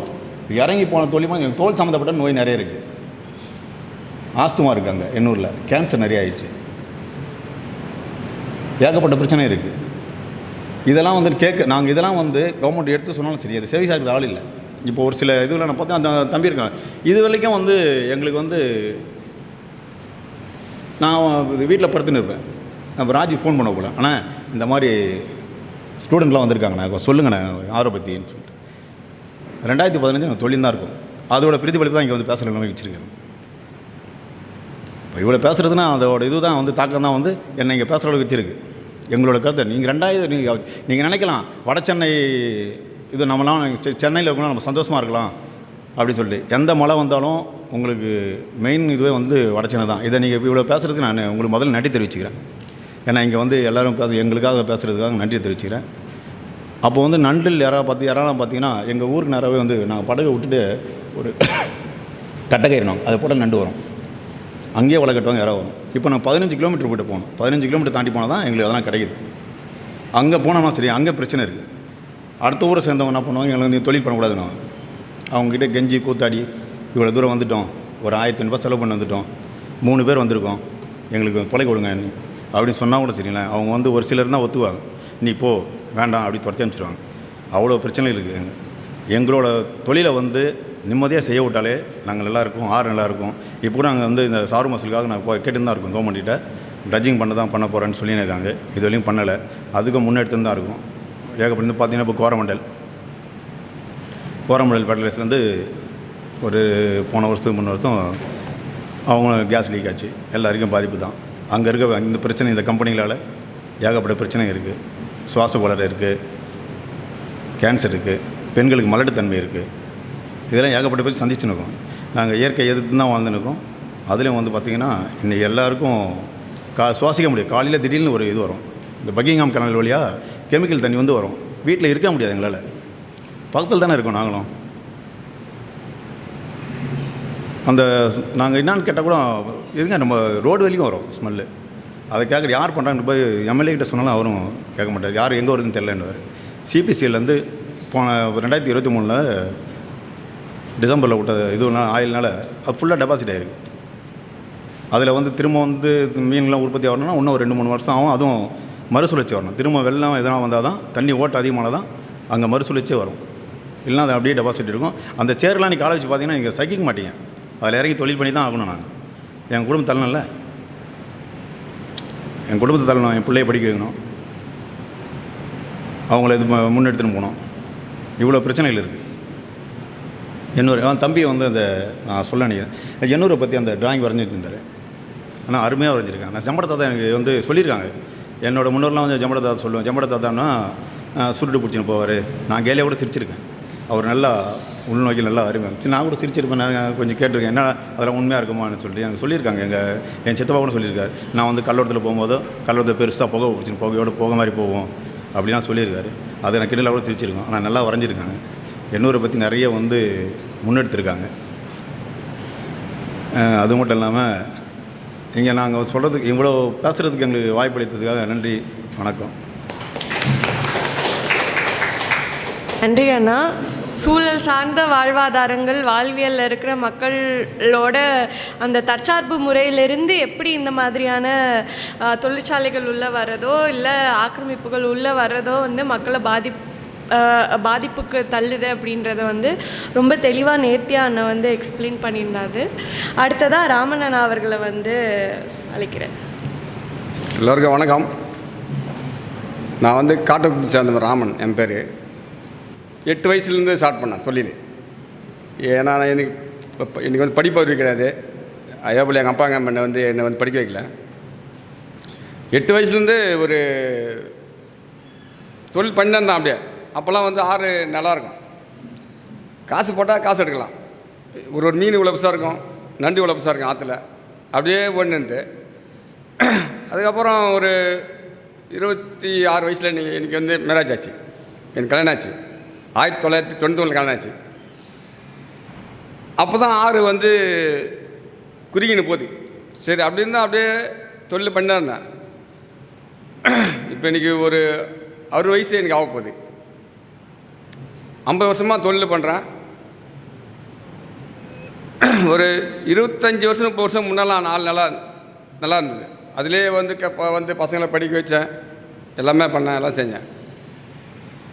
அதுக்கப்புறம் பார்த்தீங்கன்னாக்கா பல நம்ம அனல் மில்லையும் நம்ம வட சென்னை அந்த கம்பெனி வந்தது. அது வந்து என்ன பண்ணாங்க, சுடு தண்ணி விட்ட ஆரம்பித்தாங்க. அதில் சுடு தண்ணி விட ஆரம்பித்து என்ன பண்ணோம், தொழில் பண்ண முடியல. நிறைய போராட்டம் பண்ணோம், ஒன்றும் பண்ண முடியல. ஐஸ் வாங்கின்னு போவோம் வலைக்கு, நம்ம இறாக்கு ஐஸ் வைக்க பாக்ஸ் வாங்கின்னு போவோம். அது என்ன பண்ணோம், டவுல் எடுத்து நம்ம தலையில் ஐஸ் கட்டின்னு தான் தொழில் பண்ணோம். அப்போது இன்னும் ரொம்ப ஒரு 5 நிமிஷம் கூட தண்ணியில் இறங்க முடியாது, அவ்வளோ பயங்கரமாக இருக்கும் தண்ணி சூடு. அப்போல்லாம் தொழில் பண்ணோம். அப்படியே ஒரு கம்பெனியாக வந்து கடைசியில் இப்போ ஆறே இப்போ இல்லாத போச்சு, எதுவுமே இல்லை. இப்போ 1000 ரூபா இப்போ செலவு பண்ண போனால் கூட அந்த 1000 ரூபா கூட கிடைக்க மாட்டேது, ரொம்ப கஷ்டப்பட்டாரு. அதுக்கப்புறம் அப்படியே போயிட்டு இருக்கும்போது திடீர்னு நம்ம சிபிசிஎல், எம்ஃபிஎல் மனையில் இந்த பக்கம் இருக்குது, அங்கேருந்து இந்த தண்ணி விட ஆரம்பித்தாங்க, இந்த ஸ்மெல்லு நாற்று தண்ணி. அது வரும்போது போட்டில் இருக்க முடியாது. நான் வலை வலிச்சுன்னு இருப்பேன். நான் எந்த டைமும் காலையில் சாயந்தரம் வலை வலிச்சுன்னு இருப்பேன். போயிட்டு வந்தேன், தூங்குவேன், வலை வலிச்சுன்னு இருப்பேன். அப்படியே போட்டில் இருக்க முடியாது, வீடெலாம் வந்துடும் ஸ்மெல்லு. இதெல்லாம் வந்து தோல் ஸ்கின் ப்ராப்ளம்லாம் வந்திருக்கு அந்த அந்த அந்த தண்ணி விட்டு. அதுக்கப்புறம் வந்து இப்போ ஒரு ஒரு ஒரு 1.5 வருஷம் ஆயில் வேறு விட்டாங்க. அதுலேருந்து அந்த மீன் யாராவது கூட யாரும் வாங்குறது ஆள் இல்லை, எதுவுமே இல்லை ஆற்றுல. ஒரு 3 வருஷம் மகனே 3 வருஷம் இருக்குமா அந்த காக்காளி வந்து 4 வருஷம். அதுக்கப்புறம் அந்த அந்த பாடெல்லாம் வந்து கோயில் மன பாடுன்னு சொல்லுவான். அது அந்த காக்காளி விழுந்து அங்கேயும் போட்டு போகிறதுக்கே வழி இல்லை, எதுவுமே இல்லை. எங்களுக்கு வந்து வாழ்த்திறமே எங்களுக்கு கிடையாது. என் பசங்களே வந்து இப்போ வந்து இந்த வேலைக்கு தான் போகிறானுங்க. இப்போ படிக்க வச்சும் ஒரு பிரயோஜனம் கிடையாது. என் கூட தான் தொழில் பண்ணுறானுங்க. இப்போ வந்து ஃப்ரீயாக இருக்கும்போது என் கூட தான் வந்து வருவானுங்க, வேலைக்கு வருவானுங்க, வேலைக்கும் போவானுங்க. இப்போ தான் போகிறானுங்க. ரொம்ப ரொம்ப ஒரு நினச்சி பார்த்தாலே ரொம்ப கஷ்டமாக இருக்குது. இதில் வந்து இருக்கிறது தான் சாவறதான்னு கூட ஒரு இருக்குது அந்த அந்த ஊரில், எங்கள் ஊரில் எப்படி வாழ்கிறது அப்படின்னு கூட இருக்குது. ஊரை விட்டு கூட போயிடலாம் சொன்னேன் எங்கள் வீட்டில். நம்ம வந்து இங்கே உயிர் வாழ முடியாது, ஏன்னா வந்து இப்போ வந்து உயிர் வாழ்கிறதுக்கு நம்ம வந்து பணம் வேணும் இல்லை, பொருளாதாரம் வேணும் இல்லை, அது இல்லாமல் முடிவு பண்ண முடியாது இல்லை, எதுவுமே இல்லாமல் எப்படி நம்ம உயிர் வாழ முடியும். அப்புறம் எங்கள் வீட்டு சொன்னாங்க, பிறந்த வாழ்ந்த ஊரை விட்டு எப்படி போகிறது நீ, அதெல்லாம் போகக்கூடாது, சாபா வாழ்வை இங்கே வாழ்ந்துடலாம். எத்தனை போராட்டம் பண்ணோம், நிறைய போராட்டம் பண்ணோம். அப்போ கூட யாருமே எங்களுக்கு வந்து ஒரு அந்த ரெஸ்பான்ஸ் கொடுக்கல. அரசியல்வாதியும் சரி தான், யாருமே எல்லாமே அவங்கவுங்க அதான் சொல்லுவாங்கள்ல, ஒரு உயிராட்சி தான் உயிர் உண்டி வாழணும், அது போல் தான் வாழ்ந்துக்கிறாங்க. யாரும் எதுவுமே எங்களுக்கு வந்து ஒரு நல்லது பண்ணல. நீங்கள் வந்துருக்கீங்க, எங்களுக்கு வந்து பழைய ஆற்றை வந்து 30 வருஷம் எப்படின்னு தாரு, எங்களை அதே போல் எங்களுக்கு வந்து மீட்டிங் கொடுத்தீங்கன்னா ரொம்ப நன்றி, சந்தோஷமாக இருக்கும். வணக்கம். ஸோ நம்ம முதல்ல சொன்ன மாதிரி என்விரான்மெண்டல் ஆக்ஷன் மந்த், சூழல் செயல்பாட்டு மாதம் த்திற்கான ஒரு தொடக்க நிகழ்வாக வந்து நம்மளோட இந்த ஓவிய கண்காட்சியோட துவக்க விழா அப்படின்றது வந்து அமைஞ்சிருக்கு. இந்த ஒரு மாதம் ஃபுல்லாக ஜூலை ஃபஸ்ட் வீக் வரைக்குமே வந்து பல செயல் திட்டங்கள் வந்து திட்டமிடப்பட்டிருக்கு. அதை பற்றி விரிவாக பேசுகிறதுக்கு அறம் திணை அமைப்போட இணை ஒருங்கிணைப்பாளரான கார்த்திக் அவர்கள் வந்து வர்றார். எல்லாருக்கும் வணக்கம். பெனிஷா ஸ்டார்டிங்லேயே சொல்லியிருந்த மாதிரி தான், இந்த ஜூன் 5 வந்து என்விரான்மெண்ட் டேன்னு உலகளாவிய கொண்டாடப்படுறப்போ அது வந்து ஒரு மாதம் ஃபுல்லாக நம்ம வந்து அது சார்ந்து நிறைய விஷயங்கள் பண்ணலாம் அப்படின்னு யோசித்தோம். ஸோ அதோட மைய புள்ளியாக எது வச்சோன்னா, இதோட தாட் ப்ராசஸ் எப்படி யோசிச்சோன்னா வந்து சுற்றுச்சூழல் ஒரு எக்காலஜி, அது ஒரு குளோபல் சவுத், ஒரு இந்தியா மாதிரியான நாடுகளுக்கு வந்து எப்படி இருக்குது அப்படின்னு பார்க்குறப்போ வந்து அது ஒரு அந்நியப்பட்ட விஷயமாகவே இல்லை. நம்ம உணவாக இருந்தாலும் சரி, நம்மளோட வாழ்வாதாரம், நம்ம வாழ்க்கை முறை, நம்ம கட்டடங்கள், நம்மளோட பல விதத்தில் நம்மளோட ரொம்ப கனெக்டடான ஒரு விஷயமாக இருந்திருக்கு. இப்போ கொஞ்சம் நாட்களாக ஒரு ஏலியனேஷன் ஆகிருக்கு. அதுலேருந்து ஏலியனேட் ஆகி சுற்றுச்சூழல் தனி நம்ம தனி அப்படின்ற ஒரு பார்வையை நோக்கி போக ஆரம்பிச்சிட்டோம். ஸோ அப்போ அந்த socio cultural inter connectedness with ecology அப்படின்னு சொல்கிறோம். அப்போது இயற்கையோட பிணைஞ்ச நம்ம வாழ்க்கை முறையை மீட்டெடுக்கிறதுக்கான கொஞ்சம் முயற்சிகள் எடுக்க முடியுமா அப்படின்ற கண்ணோட்டத்தில் தான் இந்த ஹோல் மந்தில் இருக்க ஆக்டிவிட்டீஸ் எல்லாம் டிசைன் பண்ணியிருக்கோம். ஸோ மொதல் விஷயமாக வந்து சுற்றுச்சூழல் நீதி பற்றி பேசுகிறப்ப சமூக நீதியும் ஒரு முக்கியமான பார்ட்டாக இருக்குது. அது ரெண்டும் இணைக்கிற மாதிரி இந்த ஆர்ட் எக்ஸிபிஷன் ஆர்கனைஸ் பண்ணியிருக்கோம். ஸோ இது வந்து ஃபுல் மந்த் இருக்கும், ஜூன் 30th வரைக்கும் இருக்கும். ஸோ எவ்ரிடே யார் வேணாலும் வரலாம், உங்கள் ஃப்ரெண்ட்ஸ் எல்லாருக்குமே ஷேர் பண்ணுங்கள். ஸோ அவங்களே வந்து பார்க்க சொல்லுங்கள். ஸோ அவங்களோட ஃபீட்பேக்ஸ் முக்கியமாக வந்து யாருனாச்சும் வந்து உங்களோட ஒரு நல்ல நகரத்துக்கான உங்களோட இமேஜினேஷன் எப்படி இருக்குன்னு சொல்லிட்டு அங்கே ஒரு சின்ன போர்டு மாதிரி க்ரியேட் பண்ணியிருக்கோம். ஸோ நீங்கள் எழுதலாம், வரையலாம், என்ன மாதிரியான விஷயங்கள் வேணாலும் பண்ணலாம். ஸோ க்ரியேட்டிவிட்டி இல்லாட்டி என்ன மாதிரி எழுதிருங்க, பட் க்ரியேட்டிவாக முயற்சி பண்ணலாம். ஸோ அது ஒரு இருக்குது. அது மட்டும் இல்லாமல் வர ஜூன் 8 எல்லா ஞாயிற்றுக்கிழமை சனிக்கிழமை ஓரளவுக்கு எதனாச்சும் ஈவெண்ட்ஸ் வைக்கலான்ற மாதிரி பார்த்துருக்கோம்.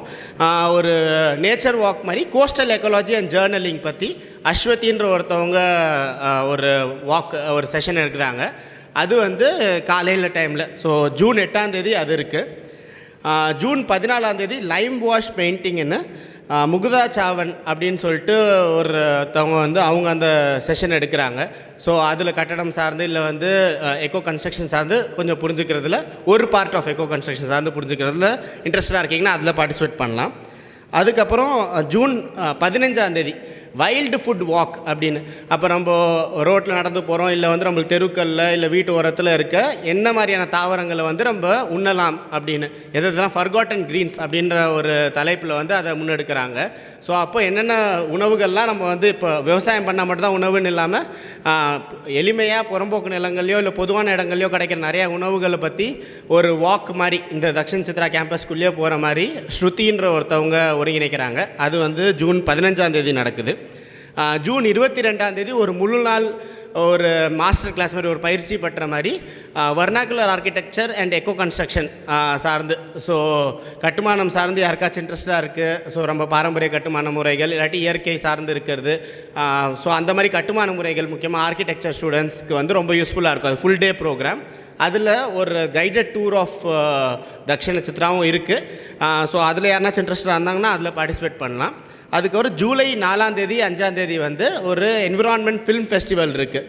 அதை பற்றியும் நிறையா இன்ட்ரெஸ்டிங்கான சமூக நீதி, சுற்றுச்சூழல் நீதி, நம்மளோட எதிர்காலம் என்ன மாதிரியான இருக்கணும் அப்படின்ற பல விஷயங்களில் பேசக்கூடிய திரைப்படங்கள், டாக்குமெண்ட்ரிஸ் எல்லாமே வந்து காட்சிப்படுத்துகிறோம். ஸோ அதுவுமே இருக்குது. இது எல்லாத்தையுமே வந்து ப்ரீ ரெஜிஸ்டர் பண்ணி பண்ணுற மாதிரி நம்ம வச்சுருக்கோம். ஸோ ரெஜிஸ்ட்ரேஷன் லிங்க்ஸ் எல்லா போஸ்டர்லேயுமே இருக்கும், இங்கேயுமே வந்து வச்சுருக்கோம் வெளியில். ஸோ யாரெல்லாம் பார்ட்டிசிபேட் பண்ணணுன்னு நினைக்கிறீங்களோ நீங்கள் பார்ட்டிசிபேட் பண்ணலாம். முக்கியமாக இதை வந்து எல்லாருக்குமே கொஞ்சம் பகிருங்க. நம்ம ஜென்ரலாக இது மாதிரி நிறையா ஈவெண்ட்ஸ், நிறையா செஷன்ஸ் நடத்துகிறோம். ஸோ அது நிறையா பேருக்கு கொண்டு போய் சேர்க்கணும் அப்படின்ற ஒரு வேலையும் நம்ம பண்ணுறோம். ஸோ அது நம்மளால் முடிய மாட்டேங்குது. ரொம்ப எளிமையான நம்ம முறைகளில் பண்ணுறப்ப அது ஒரு பெரிய ப்ரொமோஷனும் பண்ண முடிய மாட்டேங்குது. அப்போ வேர்ட் ஆஃப் மவுத்து தான், உங்களை நம்பி தான் நாங்கள் இது எல்லாமே பண்ணுறோம். அப்போ நீங்கள் எடுத்துகிட்டு போயிடுவீங்கன்ற நம்பிக்கையில் இருக்கும். ஸோ இந்த வாட்டியுமே வந்து நீங்கள் எடுத்துகிட்டு போயிடுவீங்கன்ற நம்பிக்கையில் இருக்கும். ஸோ இந்த செட் ஆஃப் ஈவெண்ட்ஸ் வேறு எதனாச்சும் டவுட்ஸ் இருந்தாலுமே ஆரம்பத்தினேயோ தக்ஷின் சித்ரா டீம்கிட்டே யார்ட்ட வேணாலும் நீங்கள் வந்து கேட்கலாம். தேங்க்யூ கார்த்தி. இறுதியாக தக்ஷின் சித்ராவை சேர்ந்த சிபி அவர்களை வந்து வோட் ஆஃப் தேங்க்ஸ் கொடுக்கறதுக்கு வந்து அழைக்கிறேன். We extend our heartful thanks to everyone who attended the opening of Ghost, Monsters and Dream art exhibition. A special note of gratitude to Sundararajan of Poovil Nanbargal and to Ennoor's fishermen Madanagopal, Murugesan and Raman for anchoring the event with their lived experience and dedication to the Ennoor Creek. We also thank the artists Maran, Kirubavati Shekhar, Rajesh, Aditi Mogan, Satvik Gate, Benisha and John Cook for their powerful contribution. We are deeply thankful to the British Academy and the Save Ennoor Creek campaign for their invaluable support and also the Aramthinai Foundation for co-organizing this powerful initiative with Dakshina Chitra. Our sincere appreciation also goes to the Dakshina Chitra staff, Anita Yogeshwari, Dravid Prasad, Murli and Mani, and interns Sangeeta and Anbasai for their dedication and efforts. To all the artists, environmentalists, students and visitors, thank you for being a part of this journey. Thank you.